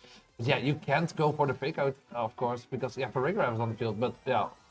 So let's see where this battle will go with the first turn starting right now with Fluttermane choosing for it. Terra option going full fairy this time around, dropping its ghostly shades of its typing and probably locking in for a nice spreader. But we see that Simon responds with a Terra option on his side as well, probably going into the Volcarona, which means a Terra fairy Volcarona is now on the field. Right there to go on and maybe set up or just go for raw damage for this turn. The helping hand goes out on Shona, her side, giving that boost to that Fluttermane. The Moonblast is selected. Is this targeted? If it's Incineroar, it's going to be huge. Oh, that is a one-hit KO directly. That is what a helping hand Terra Fairy boosted Moonblast does to you, while Volcarona sets up a free Quiver Dance. Yep, so Shona had to make a decision there. do you call the Terra? Yes or no? Shona has decided to not call the Terra itself and just has opted rather to just immediately go into that Incineroar slot, of course. Indeed. Getting rid of that already, while you still you have maybe if you brought the Ogerpon, like that Incineroar could be a huge problem for the team, but now with that already gone with the wind, and it makes it a lot easier. She also now has that Pokemon advantage directly, as we see that Simon shows the Champ Pow right now into the field, which of course, doesn't really like to take that Moonblast as well, but because you now know that the Moonblast is locked in, it becomes more predictable. It becomes more manageable. Yeah, manageable, predictable. Exactly. One pot nut. Yeah. One pot nut. And we go see a Moonblast there into the Chimpao. Of course, Chimpao being able to hang on thanks to its Focus Sash. Fluttermane being able to outspeed in that regard. As the Heat Wave from Volcarona is coming out here right now, doing quite a bit of damage to both these Pokemon, and even getting the burn onto the Farigui. Indeed. And yeah, of course, it doesn't hinder that Farigiraf as much with the burn, because you don't get the attack drop, but getting damage over turn is like really huge. The Icicle Grab getting locked in as well. That means that the Fluttermane is now locked out into Shaa. It's really getting a 1-for-1 trade at this point in time. Yep. Looking at what Farigiraf can possibly do, it is going to be that Trick Room. And if Trick Room's on the board, I feel like there's only a few options that can come in here. Yeah, indeed. It's bear the time. It's bear time. It's bear time, probably. Or it could be turtle time, too. But I don't think that you really want to get the Torkoal into place right now, because the Volcarona is still there. Yeah. And it is Terra Fairy, so, you don't do as much of damage. But the Blood Moon is probably raising above the field. It's right there. And there it is, the new form introduced into the Teal Mask DLC, of course, of Ursaluna. Already a threat when it didn't have a Blood Moon form, but now it has, giving it special side, of course. With it being absolutely bonkers. Bonkers, especially with Blood Moon and its with the new ability Mind's Eye, not able to drop accuracy, being able to hit ghost types with no resistance. It is just an overall strong Pokemon to have, and the first turn in Trick Room, so try and survive whatever this bear might be throwing. And the Shampoo can go for a Sucker Punch, but you see the Blood Moon directly into that Volcarona, so not terraing. Maybe that was a wrong move, because maybe that a little bit more damage, but the Citrus I already forgot, sorry. The Blood Moon goes into the Volcarona, takes it really well. Thanks to that Citrus Berry as well, we see a crit on the Shampoo, which really matters if you're asking me. So, that is really good. We see the Terra Blast going off. That is a +1 into that Farigiraf slot, which is already weakened. Let's see. It still survives. And the burn brings it very low at this point. But that Farigiraf is still there. Yeah, that is a really huge problem now. Yeah, because the Farigiraf does give the option to block this Rillaboom right now with the Fake Up, with the Grassy Glide, with all the options. And this Blood Moon can go for another Blood Moon, but now you have Helping Hand Hyper Voice on the field, because the Volcarona has been chipped down enough, I feel, to not be able to take that as well. No, indeed, but you said about the Blood Moon, because it just used it that turn, so it doesn't go for that directly, because it has to wait one turn, of course. That means that Rillaboom gets an option to get the KO in that, because a Root Hammer into that slot probably could KO that Ursaluna. Absolutely right. Well, and that could swing the game back to a more neutral state, or maybe back into Simon's favor. Because the Farigiraf is still really low at this point, but we see what the options are. We see that the Farigiraf is getting switched out on Shona's side, trying to persevere it. Or preserve it, especially. We see Annie, the cornerstone Ogre Pokemon, the protect there, probably calling out that Root Hammer and going off. Let's see what Simon chose. He chose to protect. This was the optimal play done right here. Trying to bait out to protect, still being in trick room, Woodhammer into that slot, and you got in your Ogre Pump for safe with that follow me option as well. Yeah. Meaning this Blood Moon Arsenal is ready to Blood Moon again. Indeed, it was a really, really good call on Shonar's side to go for that protect. Because yeah, Simon really needed to land like that Woodhammer there, because if he did, like that Blood Moon Arsenal was gone from the field, and it was a huge threat gone. But indeed, like you said, Ogre Pond on the field, meaning follow me is an option. So you can safely go for that Woodhammer, because even then you can't like one-hit KO it, because it's full health and it has a sturdy ability, so it's it lives on one. So every move now goes into it. Oh, Shona switching out. The grassy glide. Indeed, maybe faking out Simon in that regard. Let's see what happens here. We see that Volcarona wants to go for a double protect, doesn't get it off. The Blood Moon goes off. Simon read correctly with the program as well. Indeed, Gus goes into that Volcarona KO. And that's what, indeed, Simon didn't take the bait. To go for like a grassy glide. Goes for probably a Woodhammer. Let's see where it goes. It goes into the Perigraph slot, unfortunately. Probably, well, maybe expecting that follow me disregardedly. Or maybe expecting a switch back from the Ursula into the Perigraph to maybe try and sack that off, while the Ogre Pond was able to go for an attack. Yeah, indeed. It could indeed be an option, but yeah, still, if I'm correctly, Simon still has only its Rillaboom on its field. Yep. But against a big bear and a scary girl with a mask on. So, you know, that is like a really, really scary position to be in. Okay, you can now priority spam Grassy Glide, but that isn't enough to KO a Blood Moon in the range. The Hyper Voice goes out a good chunk of damage already, but Woodhammer goes first into the Blood Moon slot, getting, of course, that KO. We have to now wait and see how much that Ogre Pond is going to do, but if we go off by that other stream match of Shona, yeah, that's going to do a lot of damage. With yeah, exactly. Here comes the Rock. Watch out, and here comes and there goes Rillaboom, which gives this first game to Shona. Yeah, that was excellently played there by Shona. Yeah. It felt like she was in control mostly of that match there. Thinking of like what the options were that Simon had, it was hard for him to decide really in that Trick Room turn where the double switch happened to try and not protect the Volcarona. In that regard, maybe being able to kill your pawn or maybe even chip it down at least.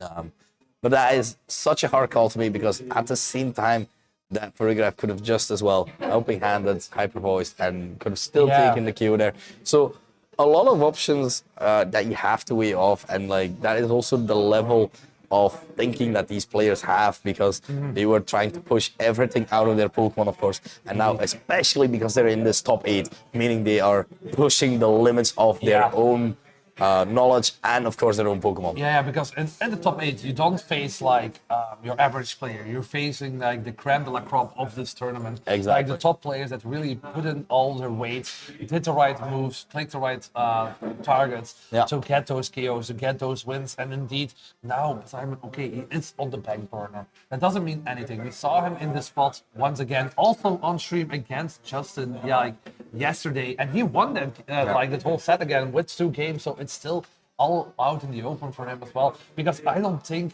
it's like sometimes you see a match and you see like is it instant, like this is going to be really hard to win against. I think both teams are matchup wise, it does seem fairly even. Simon has to make some really hard calls because Shona, when she's in a good position, she is gonna be able to take advantage of that. And Simon, of course, with a bit more of a balanced team, you have to risk sometimes, which is something that Balance not always likes to do, because you're risking your pieces, of course, a bit more. But let's take a look at what will happen in this game. Yeah, indeed, we do the Perigraph Fluttermane lead once again, and Champao Volcarona is joining on Simon's side. A bit of a shake-up here, as in the previous serve. Yeah, of course, that Pereira, it's always like a huge threat on the field because with its ability Armor Tail, you can't go for that Sucker Punch, even though you really wanted to go into that Pereira slot because, yeah, it's weak to that Dark type movement, even that Flutter Mane is weak against Dark, unless it Terras. So, yeah, I'm really looking forward to what Simon is going to do with this board state. Yeah, exactly. Simon also being a bit undecisive here, clearly, because this is a very important turn to immediately decide what to do, to try and read what Shona is doing as well. And Shona is sometimes a bit of an enigma when it comes to having to read her. But let's see here, Simon has decided to go for that Terra, but not on the Jimpa, what we might have considered here. It is actually going to be onto the Volcarona, into that Terra Fairy, just making sure that it is able to possibly take a power gem here. Now, with the Terra Fairy type, you get an addition of some nice typings there as the Power Gem is coming out. So, a good call there for Simon this time around as he has to crash from the Chimpao into the Flutter Mane. Is able to just pick up that KO as well. Oh, that was a really, really good turn one for Simon here. Okay, you get that paper, that's also off. Okay, you take a lot of damage, but still, you know you can survive the next turns, of course. But let's see what the Farigiraf does, because if it sets up that trick room, which it does, yeah, you don't want that with your Quiver Dance up, of course, but... And also, you have the Chimpao, both fast Pokemon on Simon's side on the field as the Blood Moon comes in, which, yeah, this is really, really hard. Even though Simon's turn was really good. As his turn was, like, really going on, like, let's see how he adapts it. He's been in this situation before, of the Trick from being up and the Blood Moon on the field. You really want to get that Rillaboom in as free as possible, but is that the case for now? Yeah, you have to make the hard decision here. As we mentioned earlier, the adaptation can possibly be that Simon has to make some hard calls. As Shona, now in a good position, will be taking advantage of this Terra Normal Bear in this Trick Room right now. Meaning a Blood Moon or even a Hyper Voice will do massive amount of damage as we have the Hyper Voice coming out. Null protects from Simon's side, so bringing that to its sash while Volcarona is low enough to munch on its little lunchtime berry. Indeed, let's see, like with the berry recovery, that Volcarona get a little bit more health back, which means if that Farigiraf goes for a Dazzling Gleam, it can still survive, but doesn't get enough damage on for that Blood Moon or Saluna to get it into a good range, or maybe get that Farigiraf into a good range. We have to see, because remember everyone, the +1 Heat Wave is going into that Blood Moon slot, doing a good chunk of damage. So that's a really good situation for Simon here. Yep. Also well played by Shona there for going for the Hyper Voice instead of opting to go for the Blood Moon, because now the Blood Moon option still remains onto the field. Indeed. So that is one of the things that you have to consider as well, where for the possibility of just being able to help again Blood Moon into this, of course, into this monkey slot, because the monkey does have a Soul Fist. He has a nice vest, but he ain't got no shoes. His feet are gonna get wet by the moon. I don't know what I'm saying. I'm very tired. Indeed, it has been a long, long weekend for both of us, so we can always joke around. But indeed, the Blood Moon attack is still free to use. And going for that Rillaboom is indeed a good option, because with your Farigiraf, you can even Helping Hand boost it, or go for an attack to go and to make sure that Rillaboom goes down or not. But yeah, then you leave that Volcarona open, and we already saw that Heat Wave did a huge that amount of damage in both Pokemons, especially that Blood Moon. But you have to see what is going to happen. Simon, like, waiting for the last seconds to lock in those moves. We see the Helping Hand getting off from Farigiraf, boosting whatever the bear is going for. He gets it is going for the Blood Moon, so going for it into that Rillaboom, so is it able to hang on? No, it doesn't. That's too much damage. No space barely, sir. It is too strong. Indeed. But Simon took the risk. Right now, Volcarona did not protect him, opted to go for the Heat Wave, and that will be enough to deal with both of them, meaning that Shonali only has one Pokemon remaining, and Simon still has two. Indeed. That is, of course, you don't want to see that Rillaboom gone, of course, because it's still a good offensive pressure, and the only Pokemon in Simon's bag is that Incineroar. But now that the Farigiraf is gone, you have that Fake Out option. So whatever is coming in, yeah, that's gonna get that Fake Out. But it is an Ogerpon joining the field. So do you really want to go for that fake out, knowing that the follow me could happen? But yeah, even if it goes for follow me, like it doesn't do any damage, and your Volcarona can go for 3 damage, and with Intimidate it's already at -1, and this time around there is no helping hand to boost your back up. Exactly. You can just Quiver Dance again onto the spiky shield as well. You're stalling at the Trick Room. You can protect Flare Blitz. You make sure that the sturdy is broken. And in this regard, I feel Simon has sealed the game here. So exactly doing what I said earlier of just being able to take a huge, well, not a huge risk because you still have the Rillaboom being able to deal damage, but taking a bit more of a risk there. Volcarona, sometimes you can be afraid of attacking what's in front of you, even though it is very much threatening you. You have to, if you deal with it first, it can't threaten you all that much. Yeah, indeed. While we were talking, we also saw that Volcarona is now at +2 with another Quiver Dance. It's selling out its turns, getting as much recovery as possible with the protectors, with the Flare Bit going into that Ogre Bond slot, already now breaking its 30, doing a good chunk of damage. Let's see where that Ivy Cudgel goes into. It shows to go into that Incineroar this time, and not enough damage because that -1 attack drop. So yeah, this is pretty much sealed for game 2, and game 3 is underway. Yeah, so looking what the adaptation can be, we already have seen like both options here now, both sides being played here. Yeah. As now Simon has adapted very well in that regard, killing the Flutter Mane immediately, quite important there, just going for that. While on the other hand, for sure now we have seen that Trick Room Bear, very strong, but now Simon seems to be very much prepared for it. So Yeah, indeed. what is the adaptation here? Yeah, like I said, like Simon has his team like going already. Like he has this like a sport setup for his team. Like it's a balanced play style. You really want to play around, switch as much as possible, of course. But on the other hand, you have Shona, who has like multiple options. You have like the Trick Room option there, where you can go for a really slow monster, stall it out a bit, which she has shown already. But she also has that Torkoal option there. But that is of course a bit of a more risky play because you also have that Volcarona that get that Sun Boost going, that Incineroar get that Sun Boost going, the Raging Bolt. So is that indeed the right adaptation to make here? That's something we have to see. But I think both players know each other like very well. They know what they can do. They know what they're thinking and what they are going to switch in and try to do as much damage as possible. But yeah, depending on how the switches go, if crits happen or not, we have to see how they are going to play this out. Yep. They're looking so ready.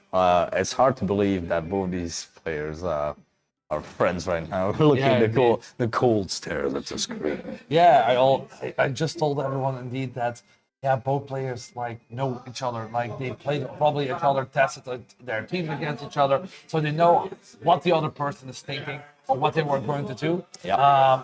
And yeah, Shona, like as I went over a moment ago, she has 2 options in her team. She has the Trick Room option and she has the Sun option in her team. While Simon is a balanced team, like it's just all those 6 months are like pieces you want to play around as much as possible. But yeah, it's just to see if Shona gonna shake it up with that Sun mode of her team. Let's see what's going to happen. We see Fluttermane and the Ogre Pawn joining the field, while Champao Volcarona go on Simon's side. All right, a little bit of a switch up. No more Giraffe to be seen. But this time Ogre Palm opting to deal as much damage as it can because it is, of course, quite a fast Pokemon still. It's faster than Volcarona. Yeah. So you don't need to necessarily power gem it. Because now you have the option to designate plus Ivy Cudgel. So I feel this is a very good adaptation here from Shona here. But also at first sight, like the Champao can go for a Sucker Punch, but do you really want to do that? Maybe knowing that the Farigiraf is in the back and if Shona decides like, hey, I'm gonna switch in the Farigiraf, thinking like a Sucker Punch could come out. Yeah, that's like, that could really put you behind and turn 1 already. We see that the Fluttermane is indeed switching back to Shona, and we see indeed the Farigiraf joining this. I haven't seen if Simon went for that Sucker Punch. We see Upper Tech coming out from Volcarona. And let's see the Icicle Crash on that Farigiraf slot, already taking a good chunk of damage, about 50%, but that means that the Citrus is also being popped. It is snack time as Farigiraf is eating a little bit of the berry, getting the health back, and Ivy Cudgel into the Volcarona, just being able to be protected here right now. With sort of Ruin ability, this Ivy Cudgel could even still very much hurt, even with the Volcarona going for that Terra type. Yeah, indeed. Like, it's gonna do a huge chunk of damage. That just depends on how Simon has trained his Volcarona, of course. But yeah, the Chimpao with the sort of Ruin boosting the potential of the Ogerpon there as well. But I'm really glad that Simon didn't took the bait. It was a really obvious play that Shona could make to switch in that Farigiraf, expecting the Sucker Punch going in there. But getting that Icicle Crash already off, you know now that the Citrus is gone. Yeah. So whatever, like, good if you just double up into that slot, you know that the Farigiraf could be goners. But yeah, let's see what Simon goes. Does it push off the pressure or does it let it slip out of his hands? We have the Terra activation from the Volcarona. A third time around, it is the power of love, baby. Volcarona ready to shine and making sure that it is able to fire off a strong move as the helping hand is coming in. Helping hand, sort of Ruin. Is this gonna be enough to just kill with the Volcarona? Icicle Crash, hoping maybe for a potential flinch here. It is gonna be that sturdy activated right now. What will this Ogerpon do? Will it be able to attack? It is attacking with the Ivy Cudgel. Is this enough for the Volcarona to take it out? It is with the critical hit as well. Yeah, indeed, that's great. I don't want to be saying like if it's 100% matter, but because you had like all the potential there to get that 1-hit KO on the Volcarona with the helping hand, the stab move, the Sword of Ruin into like it's not a bug Pokemon anymore because of the Terra Fairy, but still Rock isn't resistant by Fairy, so it's a new big neutral hit going your way. So yeah, that is like a really, really good side for Shona already. Yep, exactly. Now with the damage taken already on the Pokemon from Shona, I feel like Simon is still in a rather decent position because they are able to kill at least one of the two Pokemon here.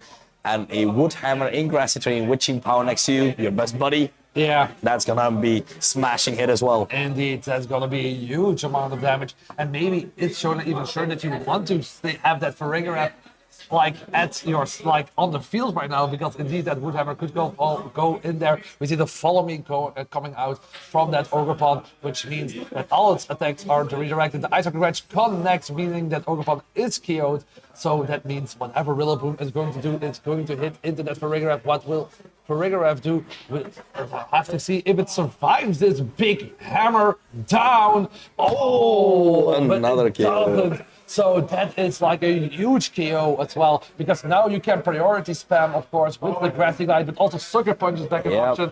And yeah, okay.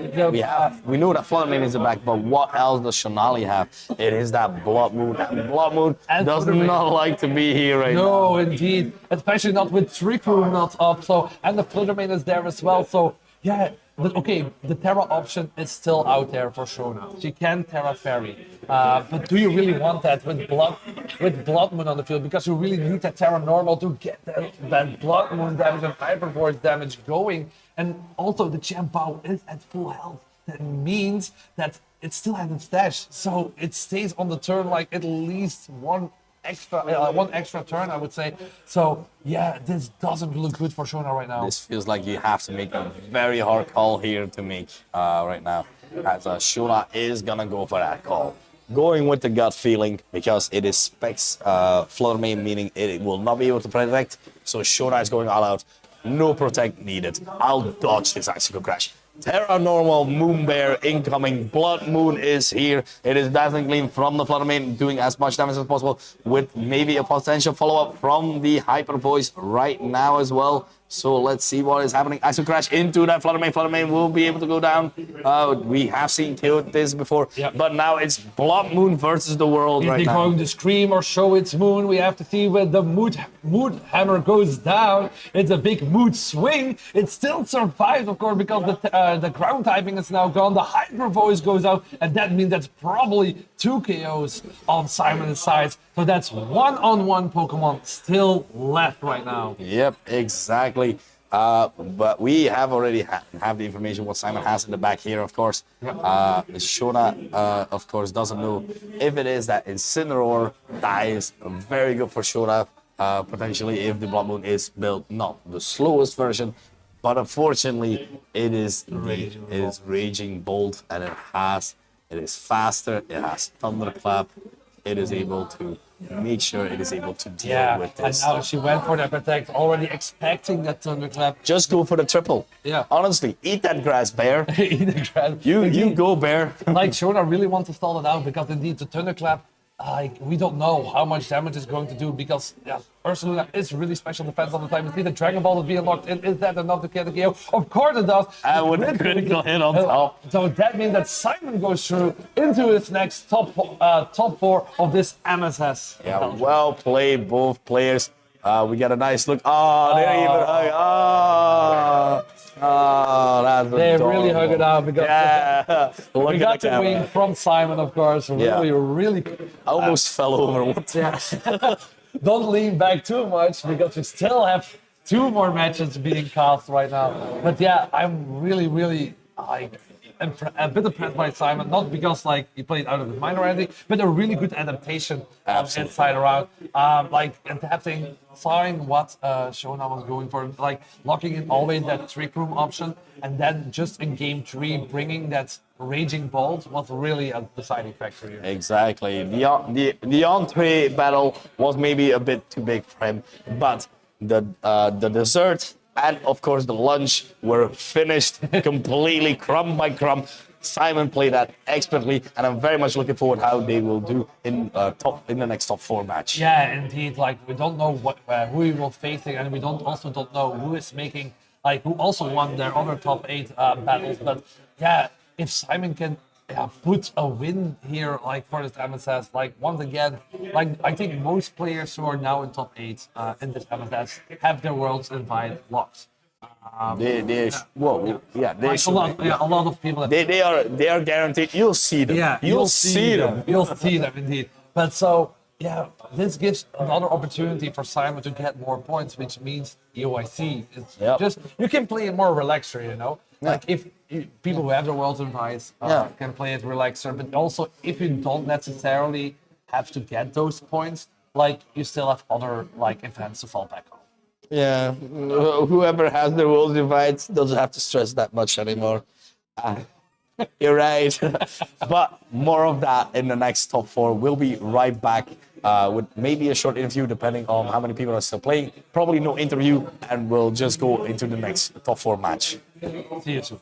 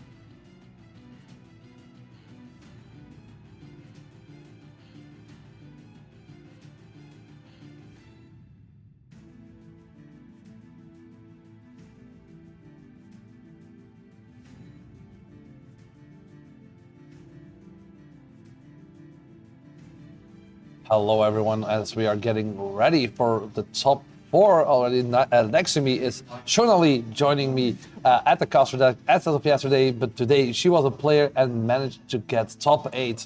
So, how are you feeling about this matchup? Yeah, I'm happy with top 8 finish, especially I played against Simon, who's a really good friend of mine. So I'm really glad to see him play in top 4 and let's see how he does against Maurice. But we will be watching the other top 4 match here. Indeed. On one side we have Thomas playing the Tornadus Incarnate, Remora, Overpawn, Wellspring, Dark, and Fluttermane Chiyu. Yeah, indeed. We saw that game at round 5 when he was facing down Simon. So a bit of ironically, it could be the finals. Who knows with how this game will go? But yeah, we saw that at Glimora, it could be a nuisance. And on Ducky's their side, you have the Archelodon, Pelipper, Urshifu Water, Amoonguss, Baxcalibur, and Fluttermane. So also here, like you have different options that really could put in the work. Yeah, a different team than they brought yesterday. They said they really wanted to give Rain a try, and so far it's worked. They went undefeated in Swiss, and now they are here in top 4. Really interested to see this Archelodon maybe come into play here. It is one of those Pokemon where I feel a lot of people are unsure whether it, is it worth playing, is it worth bringing to a region or something, or maybe is it a little bit overrated, but, the Electric Shot in the Rain, that's something you need to watch out for. Yeah, indeed. Yeah, the previous stream game that Nick played today, we saw that he didn't bring that Archelodon or Pelipper. He was mostly like pivoting his team with the Urshifu, Amoonguss, Baxcalibur, Fluttermane. But of course, you have that Rain option. So just to see that you don't necessarily need to bring in the Rain in their matches. Like, yeah, that is like a really good. That shows that you have a really, really good team on your side. Also, another interesting thing is that their Urshifu is Terra Fire. Yeah, we also noticed that like when Ducky was on stream, the Terra Fire is indeed a really interesting option. Seeing that maybe like burns could happen more easily with like a Volcarona showing up, but also Will-O-Wisp is also more prevalent. More into this meta game, but we see that both players locked in their teams as we are ready to go against game 1. Game 1, and we're about to see the leads on both sides here for Ducky. It is going to be the Urshifu and Pelipper. Also a very, very strong lead, especially since this Urshifu is Choice Scarf, so it's going to get that immediate boost from the Rain to power up all its water attacks. But of course, facing off against the Tornadus and the Glimora, the Tornadus, of course, does not only have the option to go for Tailwind, but is playing Sunny Day to get rid of that Rain. Oh yeah, indeed, it's Thomas with the counter weather option indeed. So if you go for that, yeah, that means that the Pelipper and even the Urshifu's water damage doesn't do very much. And if Ducky has an Archelodon at the back of their team, like, yeah, you don't want to go like have that into the sun, of course. But let's see what moves are being locked in, because yeah, the Pelipper is open there for a meteor. Tornadus, but a close combat is not going to care about the Sunbeam Gun. Is going to do a lot of damage to that Glimora, lower Urshifu's defenses, and is going to lock it into that, and of course activate the toxic spikes from Glimora, so any non-poison types that are going to come in from Ducky set are going to get that poison status if they switch in, or if they're not a flying Pelipper, of course. But it is the Glimora going to be going for a Meteor Beam here into that Pelipper slot, is going to be doing a lot of damage since it is super effective, and that is exactly why this Pelipper is carrying that the Focus Sash to survive that move and hopefully go for a Tailwind itself. Yeah, because Tornado decided to get rid of that Rain as soon as possible. That gives, of course, the Pelipper the opportunity to get a Tailwind going, meaning that it is faster the next turn around. But yeah, with the prankster ability of Tornadus, like, it can go for a Tailwind right now, and that means that it's a bit on the same state again. But yeah, the Glimora already took a huge amount of damage. That means that with the close combat, you lower your own defenses as well. So opening up again yourself again for a powerful Sludge Bomb now coming your way. And it is going to be a wide guard from the Pelipper here. It's going to block any potential Bleak Wind Storms that might come out, but it is a close combat, finishing off the Glimora on Thomas' side. Going to drop those defenses even more, but you know what? He's not going to care about that too much because the only attacking moves this Tornadus has is the Bleak Wind Storm and the Icy Wind, both which will be blocked by the Wide Guard. And we also saw that the Tornadus did not go for a Tailwind, so yeah, not really able to do much this turn. And you know, the Sunny Day is still up. Tailwind on both sides still up. The Searcher is still locked in close combat, so this might give Thomas a little bit of an opportunity to reposition. Yeah, of course, already losing him on isn't that ideal, but that doesn't mean that the game is over. Ducky could carry that Among Us in the back of their team to absorb all those toxic spikes and just evening out the playing field again, as we see that the Urshifu single strike is joining Thomas' side on the field. And yeah, now knowing that Wide Guard is up, the thing with Wide Guard is, of course, you can't keep spamming that move. So that means that the Tornado is a bit of a sitting duck, no pun intended, on the field right now, unless it wants to set up that Tailwind right now. But yeah, then you have to deal with a really fast Urshifu at this point. We see the Wide Guard getting locked in once again, predicting that Icy Wind or Bleak Wind Storm coming out. This time around, Thomas goes for that Tailwind to make sure that now the speeds are even again. Close combat into that Urshifu, getting it into that sash range, of course, because it's super effective. But let's see where that Urshifu of Thomas' side is going to lock its move into. But I think that's on the Urshifu slot. Yeah, Thomas really needs to figure out here what he wants to get rid of. Decides what he wants to get rid of the Pelipper, because okay, now it cannot spam Wide Guard anymore, but of course it did give the Urshifu from Ducky the chance to go for that close combat, meaning that now the Urshifu is also at 1 HP. So yeah, might have to try and maybe try stalling out Ducky's Tailwind here a little bit, but now the Excalibur is coming in, and yeah, it gets the poison and status, but does have access to that Ice Shard, which of course can also KO this 1 HP Urshifu.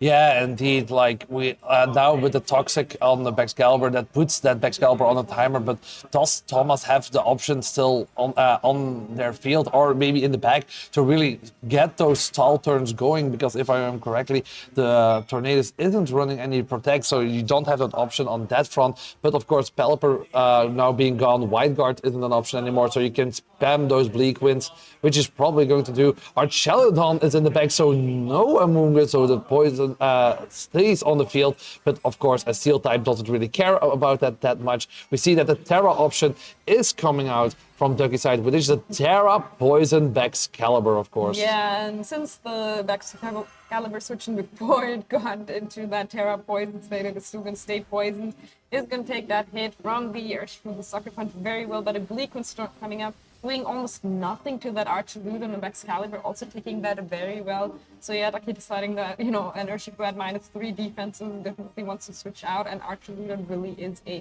great switch in here for them. So I believe now the Tailwind on Ducky's side should be over, and that would mean that Thomas has one more turn. So, and of course, this Archeludon here is threatened by a close combat from this Urshifu, but it did get a defense boost thanks to that Bleak Wind Storm hitting the stamina ability. Yeah, indeed, and we don't know if it is enough to get it KO, which it probably doesn't. But we also saw that the Excalibur went probably for that Icicle Crash because we didn't see a move coming out, so that means it missed, unfortunately, and that could also be huge if that was targeted into that Tornado slot. Now Thomas, of course, with the Urshifu still on the field, Tailwind also being up, it could be a really good option to protect that Urshifu here, and yeah, just go for some damage on your side, because your Tailwind went up later in the game, so that means that yeah, Ducky's Tailwind is running out really soon. We see that the Ice Shard went indeed into the protected Urshifu slot, as we see a Bleak Wind Storm missing on the Archelodon, KOing that Excalibur right now. So that's indeed a good turn for Thomas at this point. I think Ducky really needs to get rid of this Tornadus this turn, because if they don't, then when their Urshifu comes in, you know, it's going to be threatened by another Tailwind and give Thomas that speed control advantage. But I believe that is an Electro Shot, which, because there is no rain, it's going to take a turn to charge up. Or yeah, no, it isn't. It is not an Assault. For a second, I thought maybe Ducky's playing an interesting like Power Herb set, but no, not the case here. So this Urshifu is going to come back in, And yeah, it is choice scarf, but of course Thomas still has that tailwind advantage. Indeed, like the Archelon can go for that electroshock because it is already that bulky. It has +2 defense if I'm correct. So yeah, even the Urshifu probably cannot KO it anymore with like a Wicked Blow or a close combat at this point in time. And yeah, let's be honest, probably that Archelon is the only like really good shot Ducky has to KO that Tornadus at this point in time. Possibly. But you know, a lot of people when they play Choice Scarf or Urshifu, especially the Rapid Strike, they tend to not have a priority move here. Ducky does have the Aqua Jet on their Urshifu. So that could help them KO the Urshifu on Thomas's side, which is going to go for a Sucker Punch here first. Is it going to be an Aqua Jet? It will be an Aqua Jet, meaning that even if the Urshifu goes down here through a Bleak Wind Storm, this Archaludon is going to be at +3 defense, and it is going to... Oh, it actually doesn't pick up the KO on the Urshifu. That is even better for Ducky there.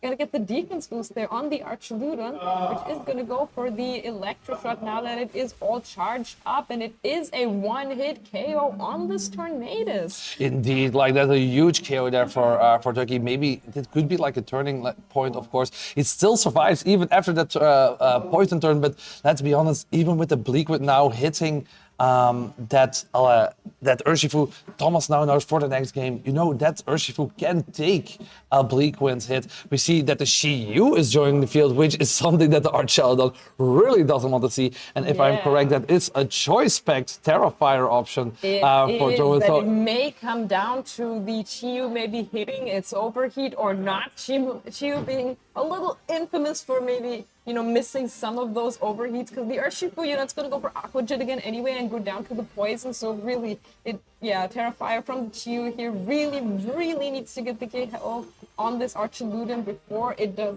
any damage back. But they'll survive. Aqua Jet here actually doing half damage, so that is a very good hit.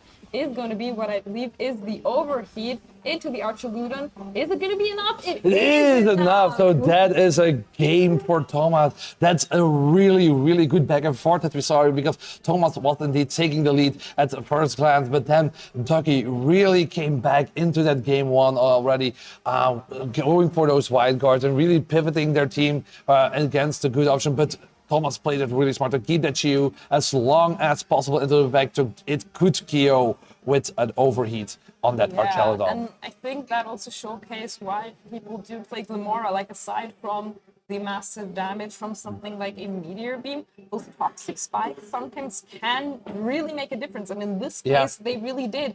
Because if the Urshifu had not gone down to the poison, it could have gone for another Aqua Jet the next turn and then just won the game. Yeah, indeed. I think for Ducky to adapt to the situation, I think that a Moongus could be a good option, of course, because it absorbs all those toxic spikes around. But maybe also getting that Terra poison going for, sooner into the game, so your Excalibur doesn't get poisoned by it, of course. But like you said, that poison debris really put in this work in this game and secured Thomas the win. Yeah, definitely, and that's what we're gonna have to see what kind of adjustments Ducky decides to make in this incoming game too. As you just mentioned, I think that's a great point. Perhaps, you know, not letting the toxic spikes go up is an option, or maybe even just you know, they did get the speed control of the Tailwind earlier. Maybe they had to try and get the Tornadus down a little bit earlier as well. So it's going to be interesting to see. I wonder if Maurice is going to be making any adjustments, because also from his side, I think it was a very close match, because he did put himself into a situation where, okay, I really need to hit this overheat from the Shiyu now, and if that doesn't connect, then, you know, I lose the game. So yeah, interesting Pokemon to have in the back, because like Urshifu Single Strike and Shiyu were both not really great switch-ins to have against Ducky's team. Yeah, that's indeed good observation there. But yeah, I was also looking back at like other matches that Ducky played on stream, and now he decided to bring in the rain option, but Thomas had that sunny day to just get away with that rain, of course. So is it maybe not a good thing that Ducky says, you know what, I put on the rain on the field, doesn't do that much for me in this matchup. Maybe I can leave it behind to bring in my other Pokemon like an Amoonguss, like a Fluttermane, to have maybe better options. But of course, that wide guard, and that then you lose that speed control option. So it isn't really deciding what you want to do right now. Yeah, and we're going to see if there are any adjustments here from both these players. Ducky is going to send out the Archaludon in the lead with that Scarf Urshifu, followed by the Fluttermane and Glimora for Thomas. So a little bit of a switch up in leads here. You know, the Glimora goes here, the Fluttermane going to get that speed boost from its booster energy. So, yeah, you know, the Fluttermane, thanks to the speed boost, would be able to outspeed the Scarf Urshifu again most of the time. I'm assuming that's the Pokemon you would want to outspeed in that situation. So, can threaten the Urshifu with a Moonblast. But, you know, the Urshifu does have that Terra Fire option to resist that. Indeed. I wonder if we're probably not going to see like a Meteor Beam and Moonblast focus here from Thomas, because if you ignore that Archaludon, you know that it's also going to be able to KO your Fluttermane. So yeah, no, Urshifu we're going to switch out here though for Ducky. Is going to bring in the Pelipper. So maybe the Archaludon, thanks to that rain, now maybe powering up its special attack with an Electric Shot. Yeah, we're going to have to wait and see. It is going to be the Terra on the side of Thomas. It's going to be that Glimora terastallizing into that Grass type, so that it's not going to take close combats or Surging Strikes from the Urshifu that just switched out. And it is going to be a Moonblast into that switch and into the Pelipper, taking a good amount of damage. And actually, it is a Meteor being followed. So maybe Thomas really trying to cover for that, you know, Terra Fire. Yeah. And also, to really maybe put that Urshifu, either KO the Urshifu or maybe get a KO on whatever switches in this case, the Pelipper. Indeed, that's of course a really good tactic for Thomas, like covering both options, because he probably knows that Archaludon is going to charge it up, and you don't want to damage it as much because, of course, the stamina boost really count up. Of course, we see that the Electric Shot is being charged. We just have to see into what it goes. It probably goes into the Fluttermane, doing a good chunk of damage, and then now it doesn't have to wait a turn, of course, but now it also what really good is about Thomas' turn right now, he terras the Glimora. Because, of course, yeah, he was scared of the Urshifu, hitting it with Surging Strike and probably KOing it this turn. But because Pelipper switched in, now that is gone. So the Terra Grass is still a really good option to have, because you, okay, now with Excalibur, the ice damage is there. But an Ice Shard doesn't like one-hit KO you at this point, and even with your Rock typing, it would do a good chunk of damage. We see that the Spiky Shield goes off as we go further into the game. Ducky does still have the option to go for like a Terra Poison with Excalibur, but decides not to go for that. It takes that Moonblast, you know, speed boost with Fluttermane, not as powerful as the otherwise popular choice specs, and the Archaludon is going to hit into the, I believe it is the Fluttermane, because another move here should get the KO. But the Excalibur going for that, I'm gonna say it was that Glaive Rush, I think, into the protecting Glimora. But yeah, Electroshot here finishing off the Fluttermane, meaning that this Archaludon is now already at +2 attack. And this is exactly what I meant, because even if now the Tornadus comes in and sets up the sunny day, you know, Archaludon might not need the rain anymore. It already got 2 special attacks. Yeah, indeed. And even with like your Tornadus coming into fight, the Excalibur is still there. It carries that Ice Shard. So yeah, I think even at this point, a Heavy Slam or a Dragon Pulse together with like an Ice Shard can easily KO that Tornado slot, or does a lot of damage against Glimora as well. But yeah, I think Thomas, I don't know if you really want to get rid of the rain, because it doesn't bother you as much at this point in time, but we saw that the Shiyu is in the back, so yeah, do you really want to have that? But yeah, that Tailwind is also a nice option to have, so it's really careful weighing what you really want at this point in time.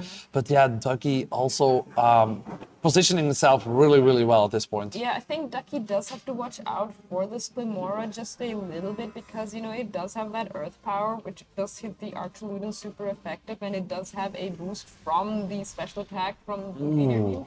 And yeah, there you can see that is a lot of damage to a Pokemon like Archaludon, taking so much. And you know, the stamina boosts are nice to have, but it's not going to matter against the special attack. But yeah, the Bleakwind Storm definitely not enough to knock out the Archaludon, as it does resist that. And we saw the Excalibur going for Protect. So is the Strengthful Storm enough? It's not going to be enough to get the KO on this Tornadus. Yeah, that is a really, really good trained tornadoes, I must say, surviving a +2 Dragon Pulse, of course. Yeah, probably Ducky was expecting to get that the rain was gone at this point in time, so probably not going for that Electro Shot. That Excalibur protects itself because, of course, you have that Glimora there, you have the Bleak Windstorm that can hit you and probably get a KO there. But now Archelodon is really low, Excalibur is really low, so I'm really curious about what Thomas now decides. I think maybe a good option is to get rid of that rain, because like I said before, the Shiyu is still in the back. Yeah, and the Chiyu will definitely benefit from the sun, and of course, Ducky still has the Urshifu in the back, which will have its water moves weakened if the sun should be out. But no, Thomas deciding that he would rather switch out the Tornadus into the Chiyu here, so maybe, you know, once the Mora goes down, bring in the Tornadus a little later, and yeah, there is the Ice Shard you predicted that will not KO that Tornadus, and the Mora finishing off that Excalibur with the Sludge Bomb. And we are going to have to see if the Archelon is going to target that Gamora, is going to be able to get that one-hit knockout.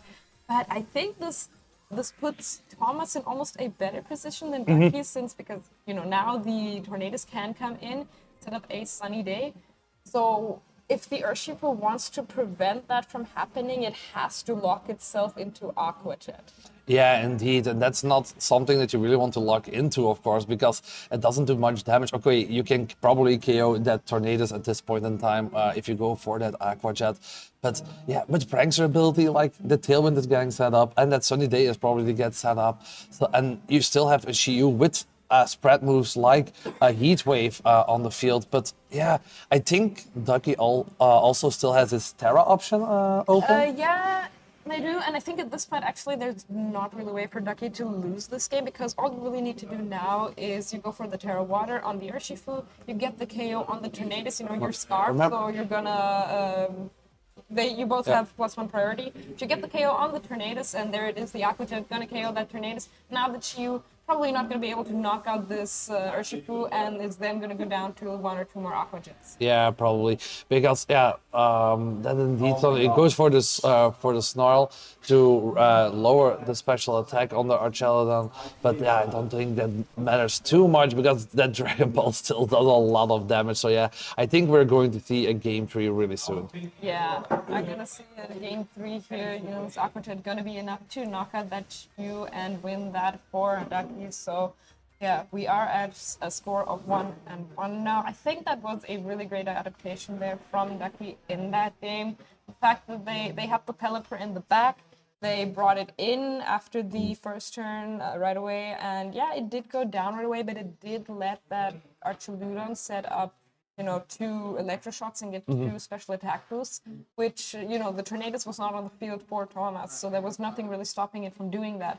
And then when the Tornadus came in, you know, even if it had set up a Sunny Day at that point, it might have been a bit too late already. Yeah, indeed, like Thomas was put into a position where he couldn't like just easily click like a Sunny Day or a Tailwind option. He needed to go for those offensive Bleak Winds, of course, to get the Pokemons on the other side down as much as possible. But he also don't want to hit that Archelodon, of course, that much, because it gets those stamina boosts going and going and going. I think maybe the one thing that I would maybe done differently is indeed maybe go for that Tailwind, or maybe go for a Sunny Day when the Tornadus was out, because yeah, Aqua Jet goes beyond after that, if I'm correct. So yeah, with that you weaken the Aqua Jets, and you're making sure that Archelodon doesn't get a +1 boost again, and you can go for like a Heat Wave. But then, of course, it was already really difficult, because the Terra option was still on Ducky's side. And with Terra Fire, excuse me, it's been a long day, Fire Urshifu, yeah, those Heat Waves wouldn't do much either. I think maybe Thomas also has to, you know, the same way Ducky really managed to bring in the rain in the correct moment in the second game. Maybe Thomas has to, you know, try and bring up the sun in the correct moment for that Chiyu, because you have the sun up and you have the Tailwind up, you know, that Chiyu is going to be a real threat.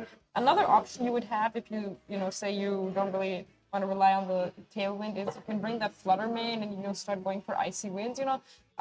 Chiyu Flutter Mane has been a combo that was very popular back in, especially like Regulation D.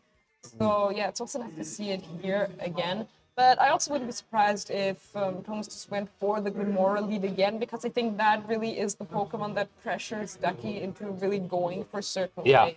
indeed. The Glimora is indeed a pesky nuisance for everyone who plays against it. If it's not only the Toxic that it leaves behind, it's just the damage that it does at this point in time. We see that Ducky is leading the Fluttermane Urshifu at this point in time, while Thomas decides for Fluttermane Glimora lead. Yeah, and we are going to see the booster energy here activate for Thomas, and Ducky is also playing the booster energy. So we saw Thomas' Fluttermane activate its booster energy first, so you could assume that, you know, that is the faster one, but, you know, it could always be a speed type. Yeah, you won't know. Yeah, that's always like the tricky one, because they're running the exact same set, if I'm correctly, like the Taunt Icy Wind set with booster energy. So yeah, that could mean that indeed it's just a speed type, but so you can't fully rely on it. You need to confirm it, or maybe like they know each other from each other to other players or something. That's something we don't know, of course. But yeah, we see that the Glimora is now on the field with an Urshifu on his face. Do you really want to Terra Grass again? But then you put yourself in danger if the Pelipper is in the back, of course. Yeah, you do a little bit, and you know, we saw the Urshifu was able to, you know, to hit KO the Glimora with a close combat. Surging Strike if the Glimora doesn't Terra, you know, could be enough, especially with the Water Terra coming out here from, or actually it is the Fire one, yeah. Exactly, it's not a Terra Water one, it is the Terra Fire, which, you know, puts it at risk of being hit by a Meteor Beam, but there's probably no way that, you know, a Meteor Beam is going in that slot, but it is going to be a Moonblast. Although, you know, Thomas could have covered for that. Icy Wind going to lower the speed on both of these Pokemon. So no Icy Wind from the Fluttermane on Thomas' side, and it is going to be the Surging Strike, which will be able to knock out this Glimora before it can hit back with something like a Meteor Beam. Indeed, but that does also mean that those toxic debris are getting laid down onto the floor on Ducky's side of the field. That means that it's now toxic damage that they get if a Pokemon switches out, unless Ducky decided to bring in the Mungus, of course. But yeah, getting rid of that Glimora as soon as turn 1, yeah, that's pretty huge, because it can set up that Meteor Beam, it can get like a special attack boost going, and yeah, that means also if he decided to bring a Pelipper, yeah, that's safe as well. Yeah, the thing is, when it comes to like, bringing a Pokemon like a Mungus for Ducky, Thomas has so many Pokemon that are pretty good against that, you know, has the Chi-Yu, obviously has the Ogerpon Wellspring Mask, has the Tornadoes, which can hit with Bleak Wind Storm, and the Glimora is also Terra Grass, so it makes it really hard for Ducky to really bring that Pokemon to get rid of that Toxic Spikes. But let's be honest, it's still on the Mungus, you know, it will always be good, no matter how many counters you have there. But now Thomas brought in his single strike Urshifu, and it's, you know, both these Urshifus, although they are a different form, facing off against these Fluttermanes that are almost identical. Yeah, indeed. Just as always, so let's see what is going to happen now. We see that the single strike Urshifu is going for the Terra Dark, probably hitting as much as possible for maybe a following Wicked Blow. We have to see, of course, we see that the Terra Dark goes off, which means a Terra Wicked Blow goes off. The Fluttermane just takes it so well, and the Moonblast goes into that slot, bringing it down to its Focus Sash. Let's see which slot Ducky targeted with his Urshifu, of course. He was already locked in. He was already locked in into the Surging Strike. We see it going locked in into that Fluttermane, which means probably a KO is following there. So that's not a good position for Thomas right now. Yeah, thanks to that Icy Wind from before, the Urshifu was able to outspeed and therefore KO the Fluttermane here, which is a very important knockout for Ducky. And this Urshifu now, you know, all set just 1 HP. But yeah, you know, that Wicked Blow, the Fluttermane took that very, very well. And now it is going to be the Chi-Yu here for Thomas facing up against Ducky's Pokemon. I mean, this Urshifu here is not really going to be able to KO this Urshifu on Ducky's side, so it is pretty free to just go for another Surging Strike into this Chi-Yu and just take it out. Yeah, and even with like the Chi-Yu on the field, okay, Ducky decides just to switch out the Urshifu, because I wanted to say that, of course, with the Chi-Yu on your side, you don't want to see that with a Fluttermane on the opposing side, of course. We see that the Excalibur takes that toxic spikes on the field, so that means it's now toxic, of course. We see the Moonblast going into that Urshifu, making sure, you know, then at least there's one Pokemon on the field, putting Thomas in a really peculiar position, to hard to come back off. But yeah, let's see what move is locked into with that Choice Specs.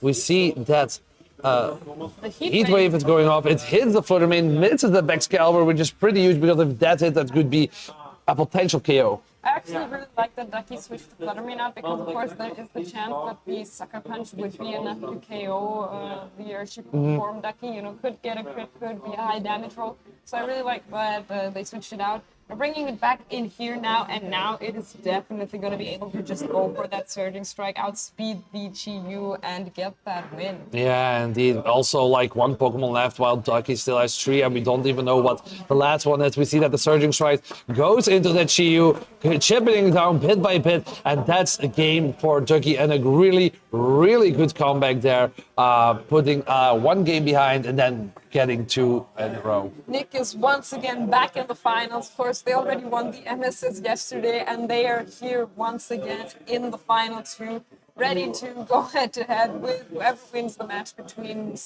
Simon and, of course, Maurice.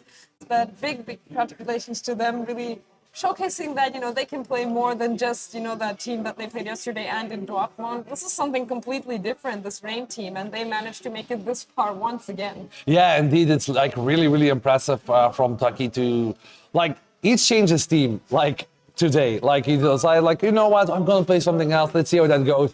And he goes undefeated into Switch, and now undefeated into the final, like, directly to the final. So if he wins this, like, nobody stood a chance against him, so that means that the team is doing something right, of course. So yeah, how he's playing around with the team is like really, really interesting to me because I said it many times, like you have that Rain option that is just clearly there with the Pelipper, Archelodon, Urshifu, Rapid Strike, but he doesn't need that 100% of the time. You also have that Excalibur, Amoonguss, Urshifu, and I'm forgetting one, Flutter Main to put on that offensive pressure as well as we see in that last game. It's going to be very exciting to see how it goes in the finals for Ducky, and I'm very excited to see that. We will be seeing that on stream very, very soon. For that, going to take a short break, but stay tuned. We will be right back.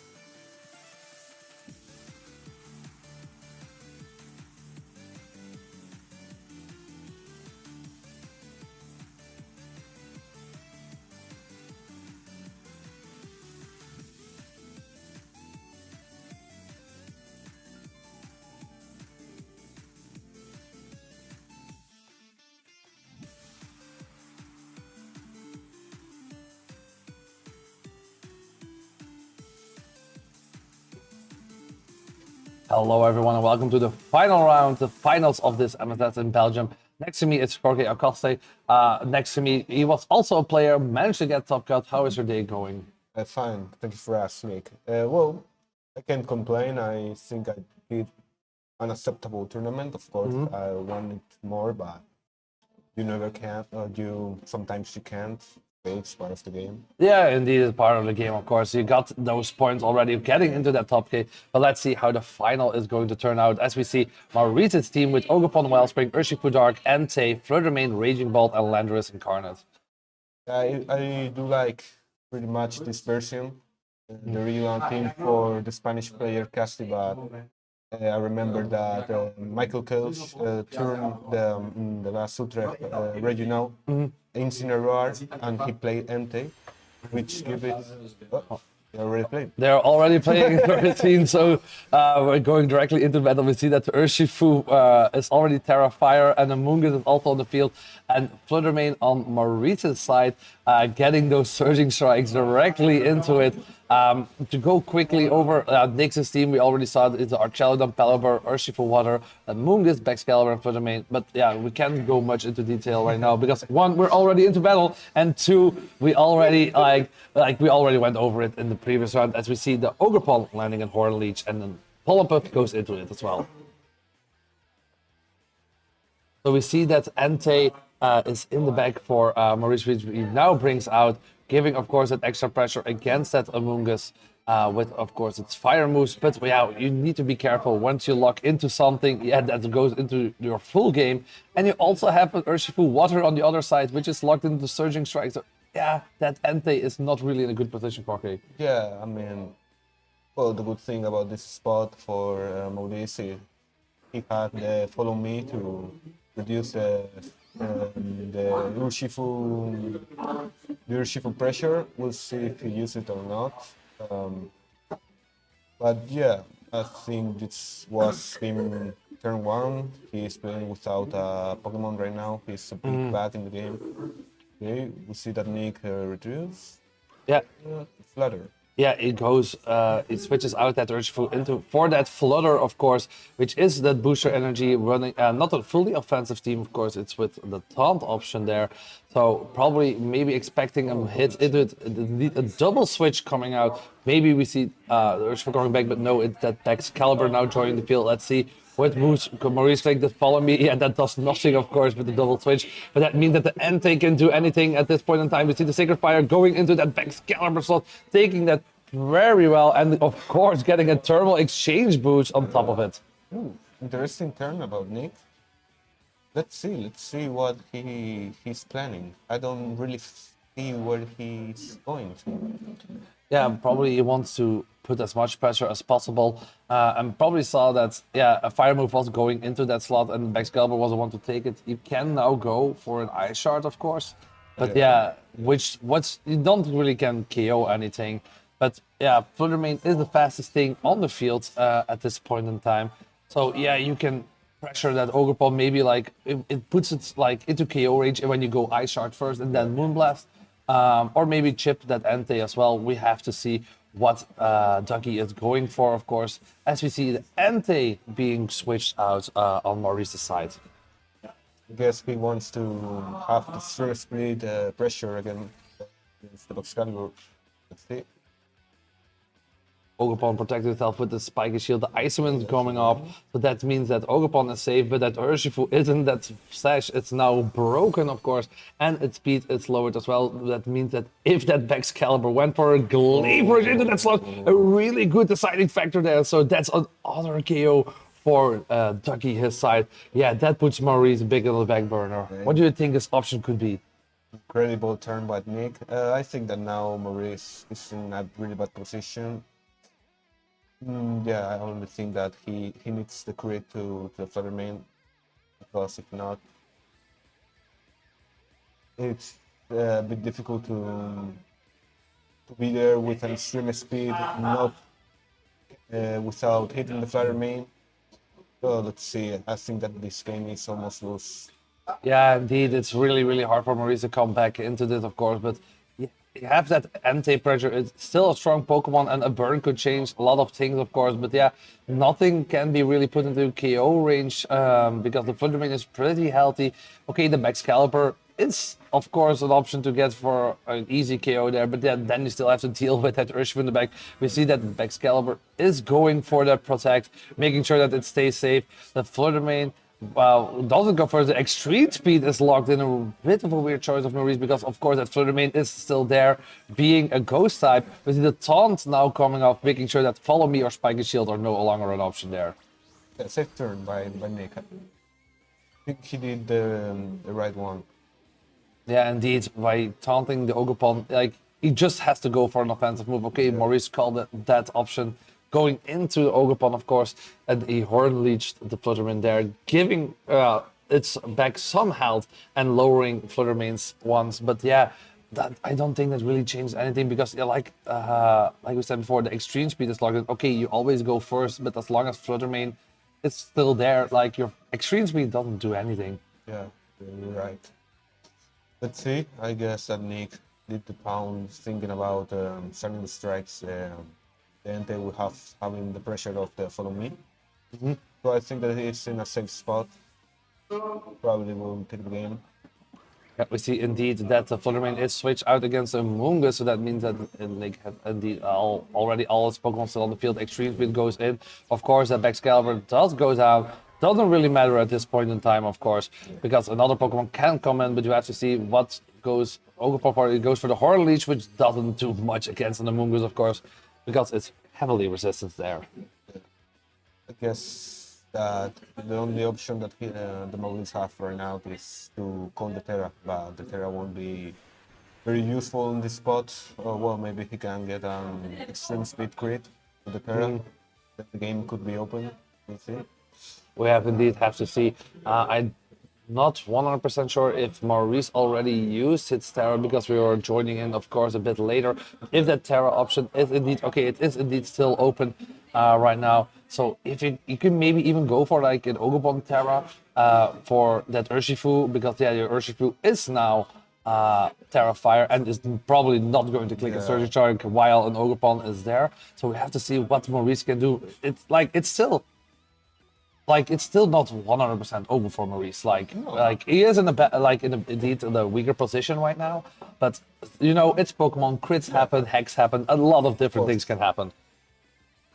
We see the Terra coming out on that Ante, which means Terra Normal is now on the field. Extreme Speed is going to do a lot of damage into either slot unless Ducky decides to switch their Pokemon out. No, both stay in. We see the Extreme Speed going into that Urshifu slot. Is that enough? No.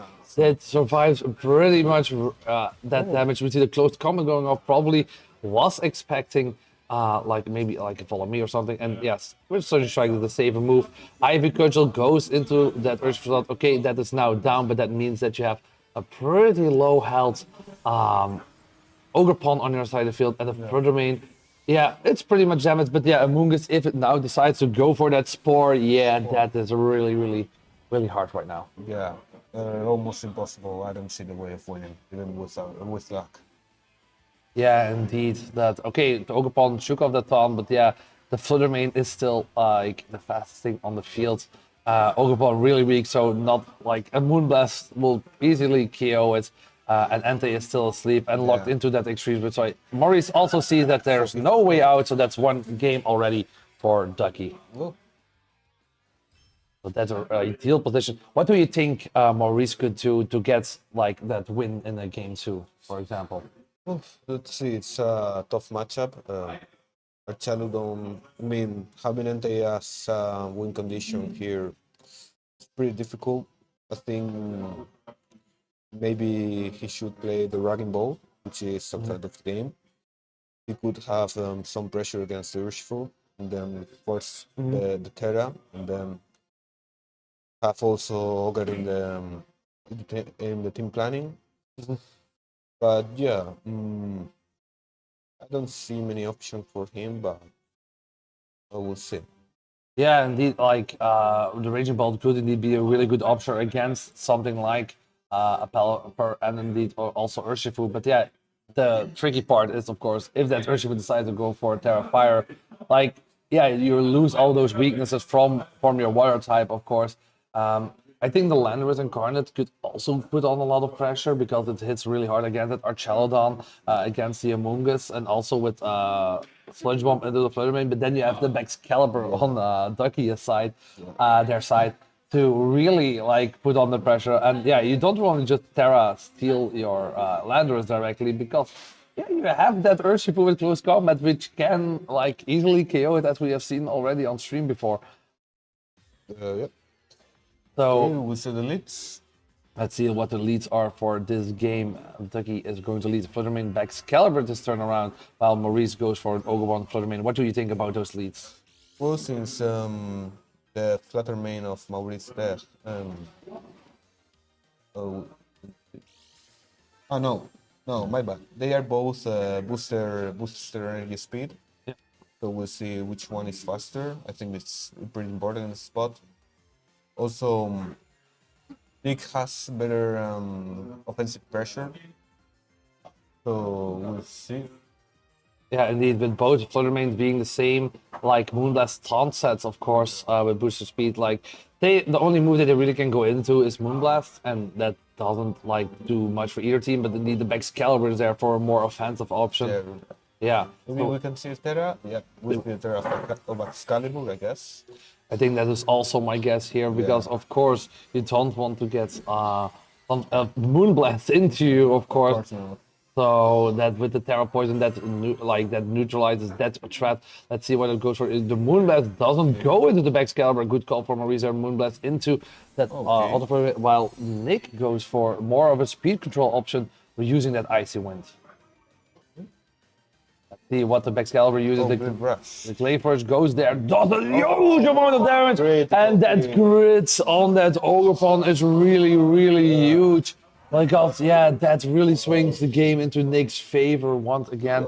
That is really unfortunate for Maurice because, yeah, that Ogerpon is such a pivotal point of your team because, yeah, you have that follow me, you can use those redirections and keep the survivability up, of course, with your Horn Leech. And now that is gone, yeah, this puts Maurice in a really, really unfortunate position. Yeah, good. Crazy turn for Nick. He's pretty comfortable in this spot. To be honest, I don't know if the crit matter. I guess that yes, but Logerpon could survive with low HP. You have pressure with Moonblast. I mean, it would be a whole different game, but Nick would also have the advantage. So. Yeah, indeed. It doesn't matter if that crits come true, of course. Of course, losing a Pokemon this early is always like a big factor, of course. But yeah, indeed, the Ogerpon would have been pretty low with the double attack going into it.